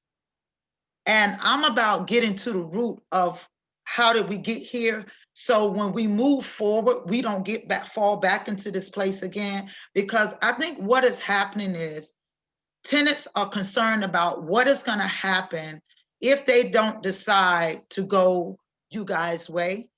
And my concern is about my children's future. If this plan doesn't work, what is going to happen to my kids if I pass away?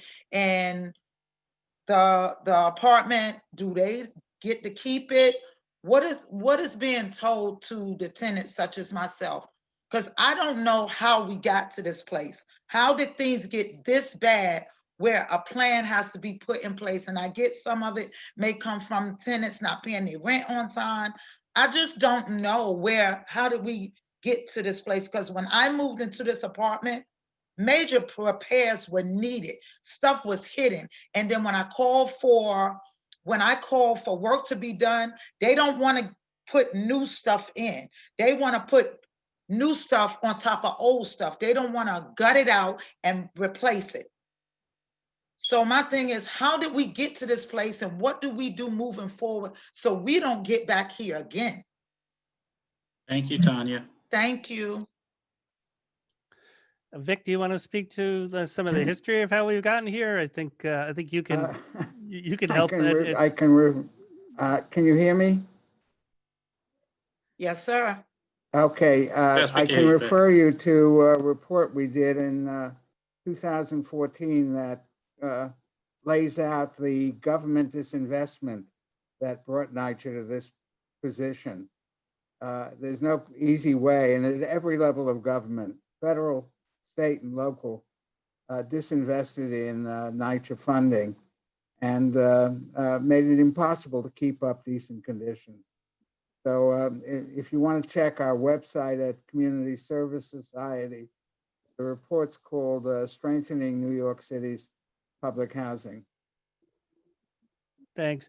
And if I could add to that too, I don't, this is certainly not an issue of tenants not paying their rent or anything like that.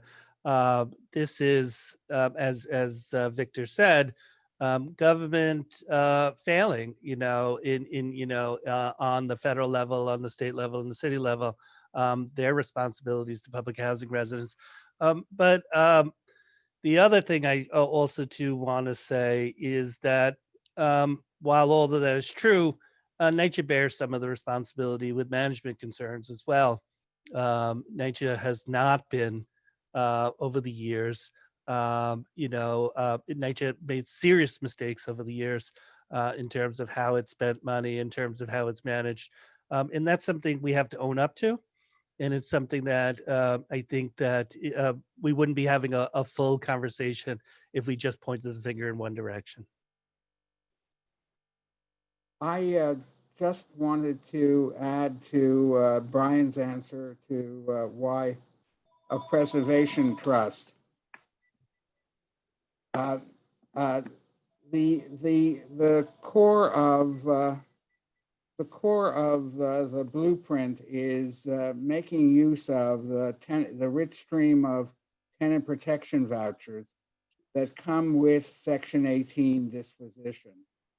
Section 18 was legislated in Washington in 1998 as a under the Public Housing Reform Law, and Congress's intent was to find a way for public housing authorities to shed their more distressed housing.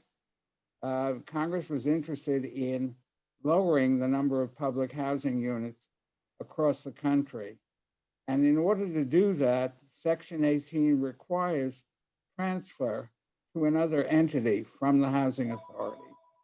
In this case, that's one of the main reasons for creating the trust, was to have an entity to which to transfer more distressed properties so that they could be restored. Thanks. Okay, thank you. We're going to go and try Jim Shelton again. Yeah, hi everybody. You know what, I had a number of questions. Well, this was actually very nice because I had quite a few questions, but a lot of them were already answered. But I think, you know, given the time right now, maybe I think I will either hold off on asking them for now or try to enshrine some of the important ones in a resolution that we get to. Ultimately, we're going to send that to NYCHA anyway, one way or another. You know, I can get questions and get answers back to everyone here.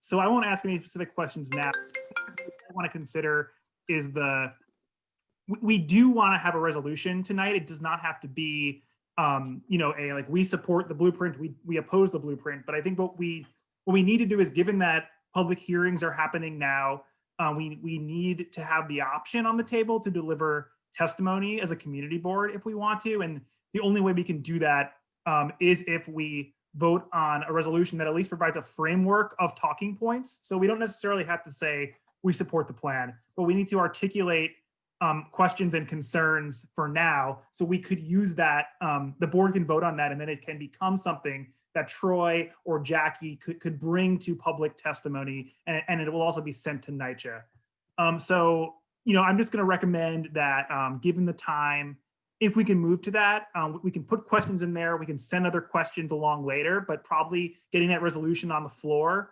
and just getting some framework together to do that is probably the most important.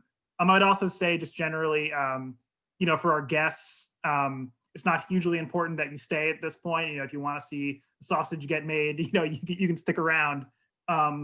Same for members of the public, are of course welcome to stay, but you know, it may be a little while as we work through some of the language. Thank you, Jim. Thanks for the help. I believe Jackie wants to help out with this. What do we do from here, Jackie? So we don't have anyone else to make comments or ask questions, right? Okay, so no more questions.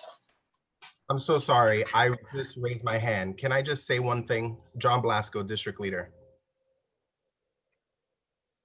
Yes. John, I'm going to let you get about a minute. Okay, yeah, it'll be quick. I understand process, you need to make a resolution. The only thing I would say is that this is the first time the community board is holding a meeting on the blueprint plan. So although you have to make a resolution, I actually think your resolution should probably say the community board needs to hold more meetings on the blueprint plan. And also I understand too, if the public wants to leave, but I also thought there was a third agenda item, which had to do with proposed planning of a town hall, which I think that the public should actually stay for. Thank you. Yes, John. Walk through the process. Just So, for the- actually, I'm really sorry. I forgot about the agenda item, which is just the things. I'm losing my mind here. But for the process questions, what John just described is something we do all the time, and it's a good approach, especially when you're not exactly sure yet what position you necessarily want to take on an issue. I would only just encourage everyone to make sure the key is that we have enough material, even if it's not like a final position, which it probably should not be, that we have enough material documented here and captured here that we could deliver testimony as hearings come up. So that's what I just encourage everyone to keep in mind is put the questions down now so that they're not off the table if the community board wants to make a public comment at a public meeting. So, yes, so tonight I hear a lot of NYCHA residents as well as advocates to talk about the engagement and outreach is not enough, despite NYCHA has already did many town halls and meetings, but I feel like probably we should put some language there, despite put a whereas clause saying that despite their effort, but the more outreach is still needed. And then I also hear another main point is that it's mainly related to COVID. I hear that a lot of NYCHA residents, well, this is actually like kind of common sense. We hear from the advocates, but then we do understand technology gap is a big problem in this pandemic situation. We are privileged to be able to use technology to conduct meetings, but there are people out there who are not able to use Zoom or other technical platforms to understand the plan, to hear the plan and voice their opinions. I think we could put another point like that. And in terms of questions, Jim, do you want to provide certain technical questions? I mean, Vic, Bach, and other people all raised some good points. Maybe we could, like some of them are very important, we could put it in the reso as well. So I just wanted to, I actually want to take one step back just for, I think it's very important that we be extremely transparent about what's happening here.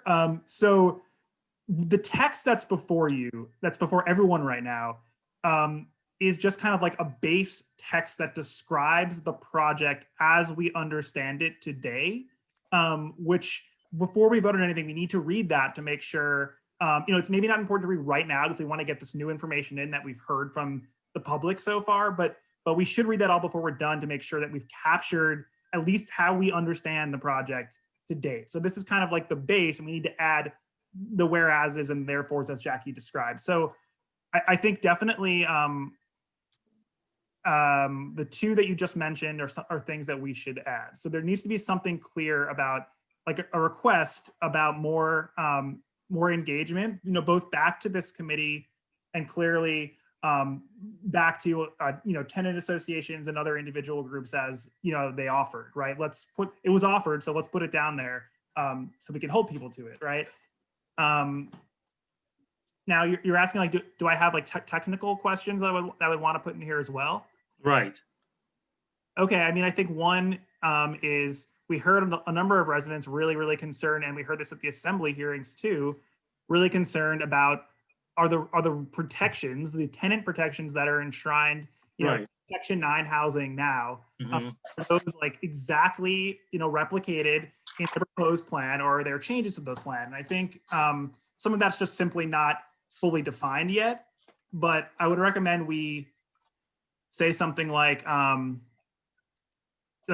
think you want to say, therefore be resolved, the community board has the following maybe concerns at this point in time. That could be like one therefore, right? And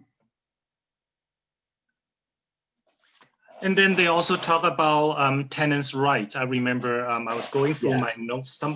There was a big opinions about to make sure that tenants' rights are protected after the conversion.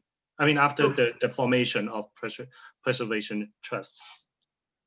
So I think board members should propose language as they see fit, but I could help with one example here. I think I was trying to take notes on what I was hearing people say. So I think you could say something like, there needs to be stronger, clearer language enshrining existing tenant protections that Section 9 residents, have, and to make sure that's carried over in the preservation trust conversions to Section 8.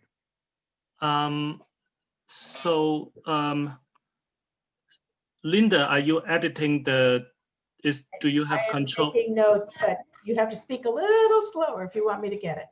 Thank you. Actually, I think it would be probably more productive if Jim can just type it out in your own computer and then just send it to the chat. Would that be easier for everyone? Yeah, or I can make Jim a co-host and he can do this, whatever you want. What do you want to do, Jim? That would be more effective, Jim. Okay, fine. Make me a co-host. Yes. Okay. So we have 4 points to make. First is about the tenants' rights, and the second is the outreach engagement, and the third is the point that goes brought up regarding putting a pause. Maybe we should consider putting a pause because of the pandemic situation. And then there's a last point Jim brought up. What was that? I don't.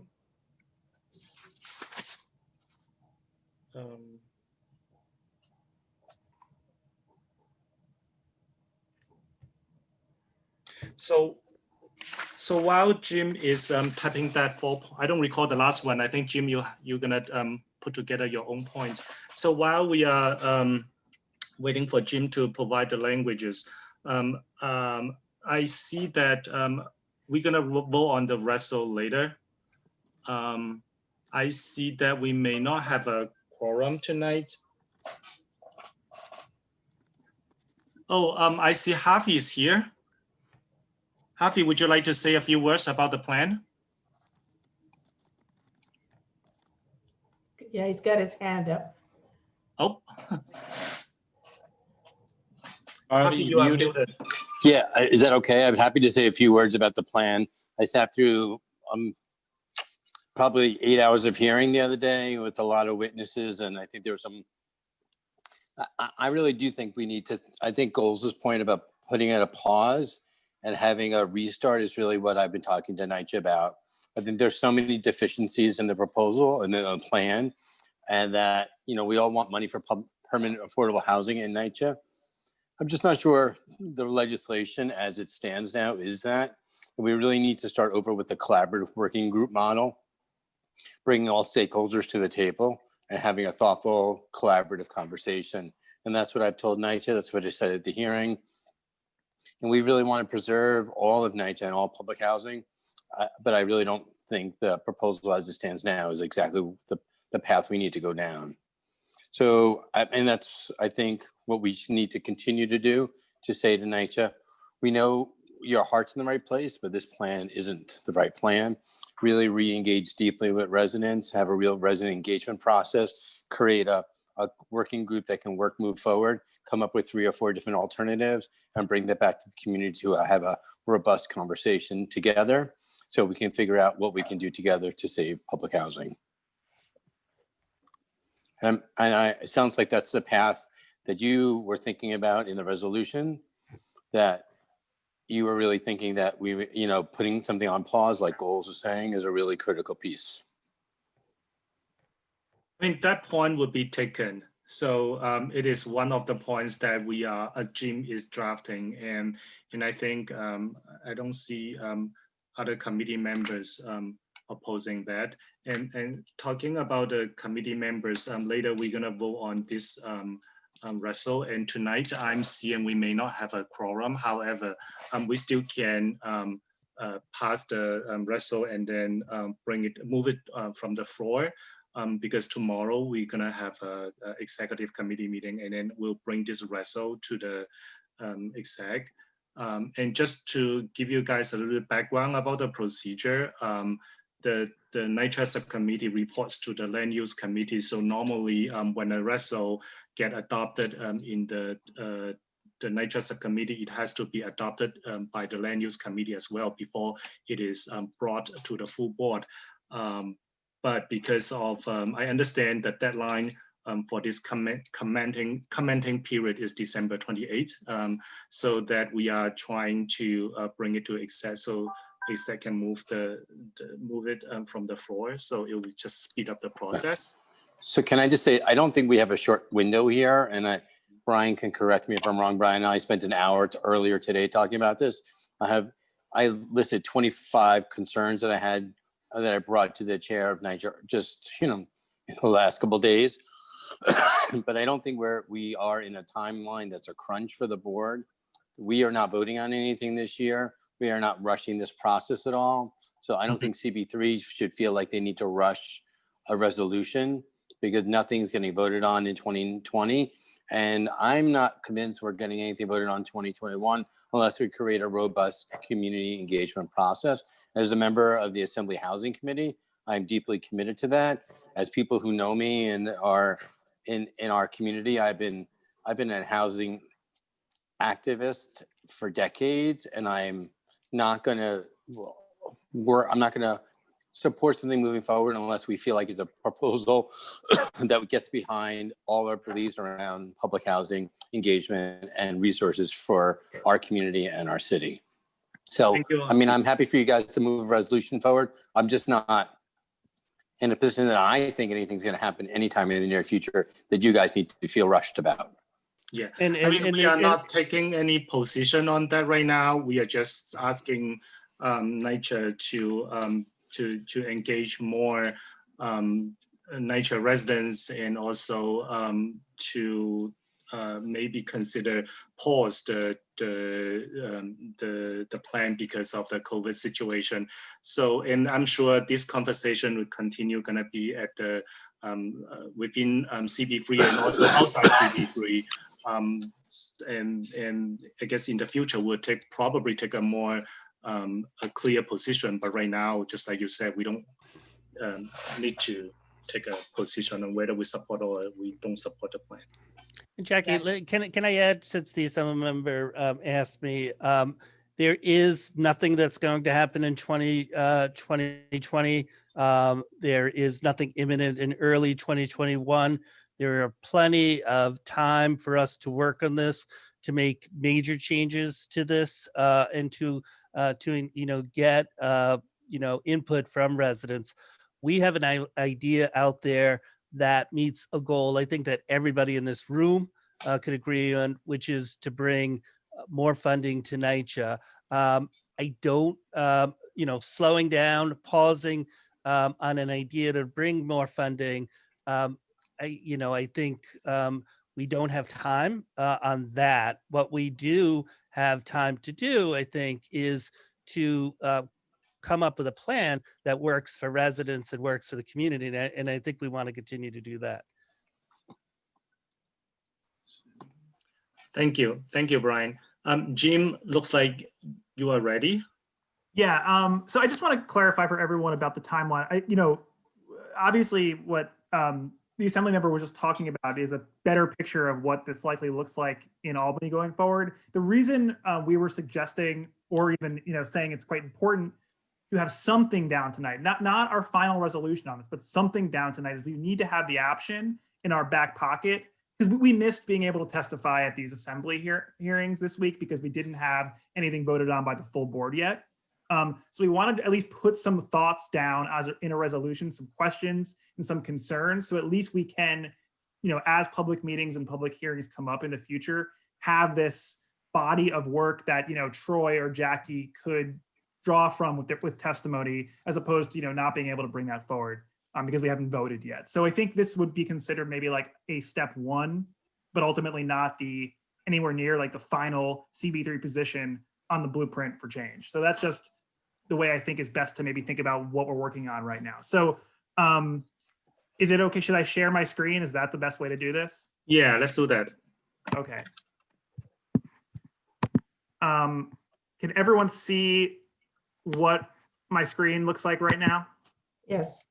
Okay, so I'm proposing, and I need to capture more language that I think John had mentioned before and Jackie had mentioned, but I'm suggesting the way you do it is say something like, therefore be it resolved, Community Board 3 has the following questions and concerns, that must be addressed as the blueprint for change and preservation trust planning process moves forward. So we can use this to like bring this forward as there are more hearings, and we can send this to NYCHA. So I think this is what I was writing down, and then we're going to add more, right? So let me hear what you think about this. There needs to be stronger language enshrining existing tenant protections for residents to be carried over after a preservation trust conversion. Current language that states protections must be consistent with current public housing protections. Residents need protections that would be identical to today's standards to ensure that deeply affordable nature of housing, as well as current tenant security and participation in governance is not lost. I think we also want to say, from what I'm hearing, that there should be more stringent requirements for the actual trust entity, if it were to go forward, to be reviewed by the public and NYCHA residents. I think options like that to consider would be open preservation trust board meetings, public review of draft plans, public review of audits, and generally more robust public engagement beyond that, the minimal consultation required by HUD's disposition rules for Section 18. We're saying maybe developments scheduled for conversion should have local public hearings to engage residents that are most impacted. And then I'm trying to echo what I'm hearing from goals, but I think I might be missing some of the language about the pause. So COVID-19 has restricted all in-person meetings and virtual only presentations. Let me say, have become the standard, or have become the only option, which has created a significant barrier for participation due to technology and language limitations. These barriers to participation make the adequacy of outreach and engagement at this point questionable, and we're risking missing significant numbers of NYCHA residents who are either preoccupied because of the serious concerns with the national emergency, or simply that are unable to participate in these types of virtual meetings. And I think we want to consider now, we also want to say, like, with that in mind, we recommend delaying the process or pausing. I want to let I'm going to freeze that for a moment and let the committee debate that. I think they should discuss whether they want to do that or not, but that's clearly on the table. And then I just want to add this wasn't really discussed, but I'm suggesting, and Vic had sent some testimony over that mentioned this as well, that we want to know more, I think, about the long-term monitoring of buildings when they convert into the preservation trust for building and health and safety standards. Obviously, there's been this pretty traumatic and bad track record about, lead's a big one, and I think hopefully we will not have to worry about that given the new funding streams if this were to go forward. But I think we need more information in general, just about who oversees this, who's monitoring the building safety and standards going forward. Is it a different entity or different set of standards than Section 9 or RAD buildings? Like, I think just more information about this is really important. So that's what I captured. I can add things now. If I've missed something, I can change things based on board members' recollection of what needed to be captured, but I'm here to edit now. Harvey, can I just add one thing, Jim? Is that okay? Yeah, please go ahead. It isn't just we want them to meet what we have right now under current federal standards. If you look at the Section 3 requirements, they're really weak. And so we don't get NYCHA residents hired because the standards are weak. We want to strengthen the rights of tenants if we get into a state-driven program that have much more protections like we have with other state programs. Succession rights can be stronger. Tenant protections can be stronger, like we have across our landscape in New York City.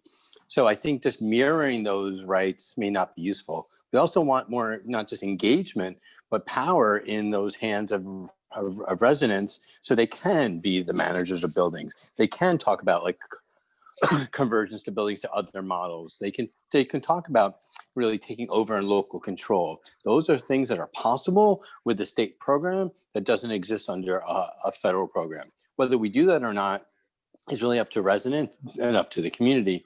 But to just mirror the rights they have under the federal government, I really think doesn't go far enough. So I think that's the floor, not the ceiling.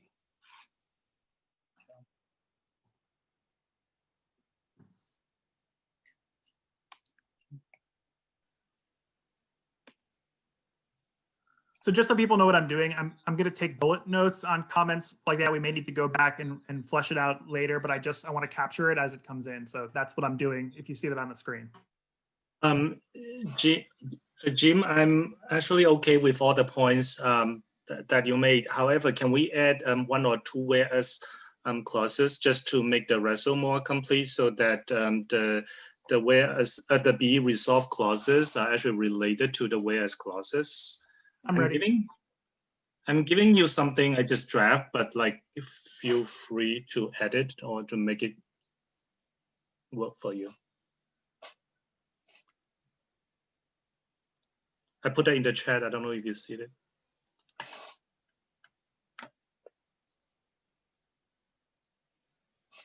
Jackie, I agree with this. Yeah, I mean, the second point, I just take that from goals. Yeah.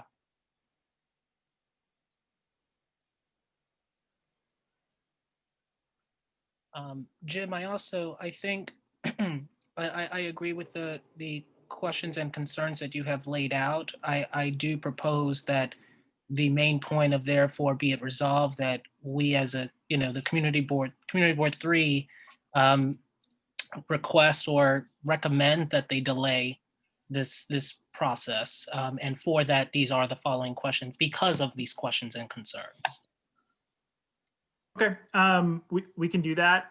I don't know how many, I'm sorry, I can't see the screen. I think I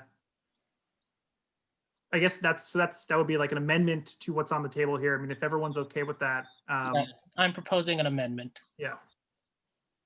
I'm going to try to capture that and just correct me as I go along. You got it.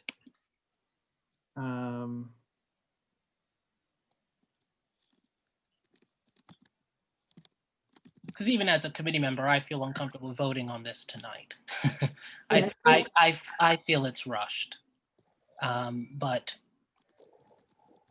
I do agree that this should be delayed and it should include NYCHA residents and their voice. I think if we phrase it this way, this will allow us to make that position while still being able to go like provide testimony, because in the bullet points afterwards we've captured the concerns. I think that's a very smart way to approach it. And that makes sense. Thank you for clarifying that process. Yeah, I know it's a little convoluted.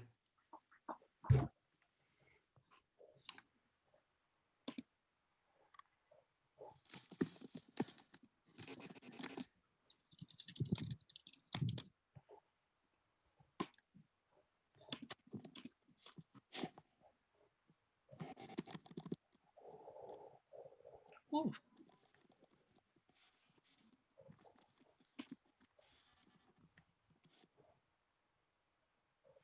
Okay, so am I hearing anything else that people want to, move to add here, or anything that I've missed? We can read the resolution as it stands now. Jackie or Troy, you'll have to see. I can't see everyone's hands with my computer. I think it's good. We can read it. Tariq, can you read it? Would that be okay? Yes. Yep. And since we haven't read this before, something needs to be corrected. We'll change it as we go. And just tell me when to scroll down further. I'm sorry. I don't want to put too much work on Jim, so Tariq, I need your help on reading this. You got it. Whereas the New York City Housing Authority has proposed the Blueprint for Change plan in an effort to restore every NYCHA residential unit to a state of good repair and ensure the long-term financial viability of the system. And whereas NYCHA currently has approximately $40 billion in capital needs and only $3.3 billion in secured capital funding. And whereas to address these repairs needs, the NYCHA 2.0 plan proposed the conversion of NYCHA Section 9 units to project-based Section 8 housing under the RAD Pact conversion program, which transfers management to the private sector and allows private financing of repairs. I'm just waiting. Yep. Okay. And whereas, while 62,000 NYCHA apartments are currently targeted for RAD Pact conversion, the Blueprint for Change proposes a complementary path to address this capital shortfall and fund repairs and long-term operational improvements so that the remaining 110,000 apartments in the NYCHA portfolio can meet all housing quality and building code standards. And whereas this plan involves the creation of a public entity known as the Public Housing Preservation Trust, which would become the owner of the remaining 110,000 apartments through project-based Section 8 conversions, with NYCHA maintaining management and operations of the apartments, and repairs financed through federal tenant protection vouchers, which provide reliable revenue that can be borrowed against to generate very significant capital. And whereas the Public Housing Preservation Trust would be a public entity in the model of the School Construction Authority, with NYCHA entering into a long-term ground lease with the newly created trust, meaning that NYCHA retains ownership of the land while the trust owns the buildings and contracts back to NYCHA for the management and operation of those buildings. And Jim, can you, yeah, thank you. And whereas this would retain the existing NYCHA union workforce, as well as public ownership and management of NYCHA land and buildings, while accessing federal revenue streams and borrowing capacity through TPVs, which are not currently available to Section 9 NYCHA units, and which will likely significantly exceed the funding that would be appropriated for Section 9 building repairs through the Federal Public Housing Capital Fund. And whereas a number of NYCHA residents and advocates from CB3 came to our NYCHA subcommittee meeting on December 14th and raised their concern that despite NYCHA's outreach effort, many tenants still do not have a deep understanding about the plan, among other concerns. Whereas creating the Preservation Trust demands meaningful resident participation and feedback, and the COVID-19 pandemic limits traditional public engagement activities by holding in-person meetings and presentations about the plan. About the what? Yeah, plan. And therefore be it resolved, Community Board 3 recommends pausing the Blueprint for Change planning process at this point in time because a number of serious questions and concerns must be addressed before planning can move forward. Read all of our. You know what, I'm gonna have to clean this up a little bit, which you'll see before it gets voted on at full board. You know what we often do with this is there's some bullet points here that I'm going to go back and watch the video to see the exact language that was proposed. So you can read through it, but just understand that it's going to be refined a little bit going forward. But these ideas will be enshrined here. You want me to go read through these ideas? Yes. Yeah, that would be very helpful because we might just take notes on the table. You got it. Great. Okay. There needs to be stronger language enshrining existing tenant protections for residents be carried over after a preservation trust conversion. Current language states that protections be consistent with current public housing protections. Residents need protections that would be identical to today's standards to ensure the deeply affordable nature of the housing, and as well as tenant security and participation in governance is not lost. Strengthen current standards, go further. There should be more stringent requirements for trust plans to be reviewed by the public, including considering open preservation trust board meetings, public review of annual draft plans, publicly available plan audits, and generally more robust public engagement beyond the minimum consultation requirements in the HUD Section 8 disposition rules. Development scheduled for conversion should have local public hearings to engage residents most impacted. COVID-19 has restricted all in-person meetings, and virtual-only presentations have become the only option, which has created a significant barrier for participation due to technology and language limitations.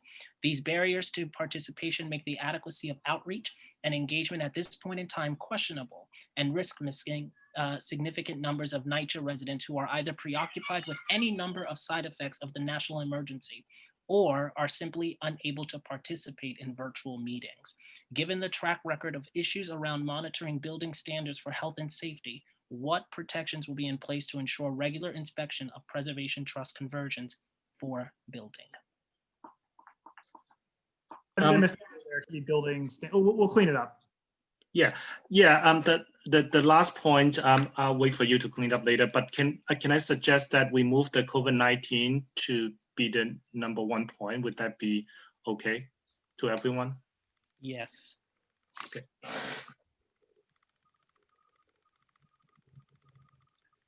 All right. So what we can do is that, I mean, does other committee members have any opinions about the result? If not, then what we could do is that maybe we could vote later together with the motion to adjourn the meeting so we can move the meeting a little bit faster. Would that be okay for everyone? Okay, great. Yes. So I'm giving that back to you, Troy, to talk about the town hall planning or the town hall thing. Okay. Proposed town hall meeting. I believe that we should put this off for some time. I know Alicia spoke with Pedro from Carlina's office, and they met with the monitors last week or this week that just passed. And I agree that we should put it off because we don't know enough about how to set up a town hall. We don't know direction we want to take the town hall. What I would like to do is probably engage all of the housing TAs and come up with a plan before we set a town hall. What that'll give us the ability to do is go at them with some substance in the town hall. What do you guys think? The board members? If I may, Troy? Sure. Okay, so it is with a belief that in a town hall, you have to have a actual like structure and a goal and an outcome. And so in doing that, we want to make sure that we're not just voicing individual needs of apartments, but actually addressing the needs of developments, right? So each development has like maybe elevator issues or something like that. We like to make sure that there are more systematic issues that are going on. And like what Troy is saying is like really getting the TA representation to come out to our community board meeting and say to us here in this platform, to say to us exactly what it is they'd like for us to address to the elected officials. And that gives us more substance, right? We don't want to go off and just have an open forum where people would just come in and just say, you know, in my house, I have mold or whatever. We need to be able to express that this is systemic, right? And so not that we're putting it off indefinitely, because yes, I do agree that we do need to have some platform for there to be actual people to say what their needs are, right? And I think that was the original plan that John brought up and Tariq agreed also. And so in speaking with Pedro, he just wanted to make sure that we were not just going to go off on a tangent and allow people just to come in and just vent. And so, yes, we have to have more structure. So, yes, thank you, Troy. Thank you, Alicia. Tariq, anything? Troy, just as a committee, what is our like goal schedule for meetings over the next couple of months? I believe this committee will be meeting once a quarter. So we'll be setting it up like that. We're a subcommittee of land use, really. So we'll be meeting once a quarter. So what does that look like? Can I clarify that? In the past, we meet every other month. The NYCHA subcommittee meeting meet every other month. However, we also want to make sure that if there are certain things that is like more urgent, we can convene the NYCHA subcommittee. So it really like depends. So, but in the past, we always do like a meeting every other month. I think we do have things, especially just this plan being presented, but also, you know, to John's point about, you know, CB3 also kind of improving our outreach in the community. You know, I think we have an opportunity, I think, here to host a few meetings over the next couple of months and kind of cater it to a specific developments. the conversation and the issues that pertain. And I know what Alicia's talking about in regards to not specific issues like elevator, but like ensuring that, every development is informed about what's happening on the larger level with this plan.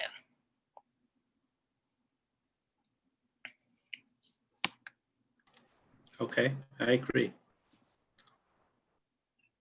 And I don't know if that's a monthly, I don't know if NYCHA then needs to move monthly, but to ensure that, scheduling each development and the outreach for that. But I would probably propose not doing quarterly, because then that's not enough time to do that.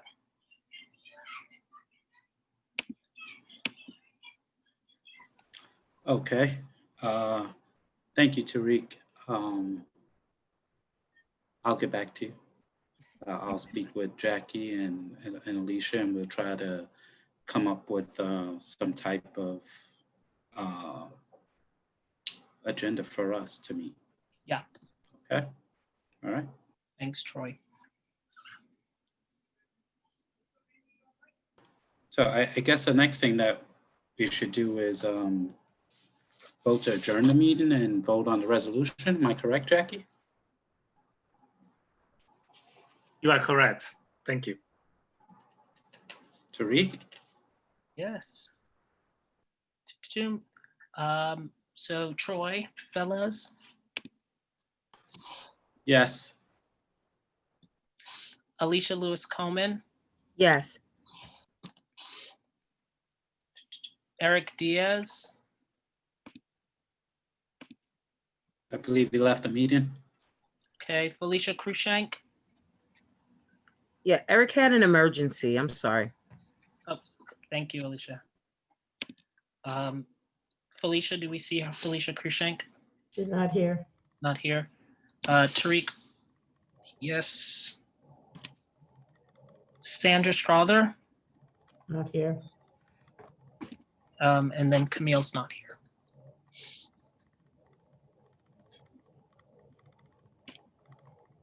Okay, thank you.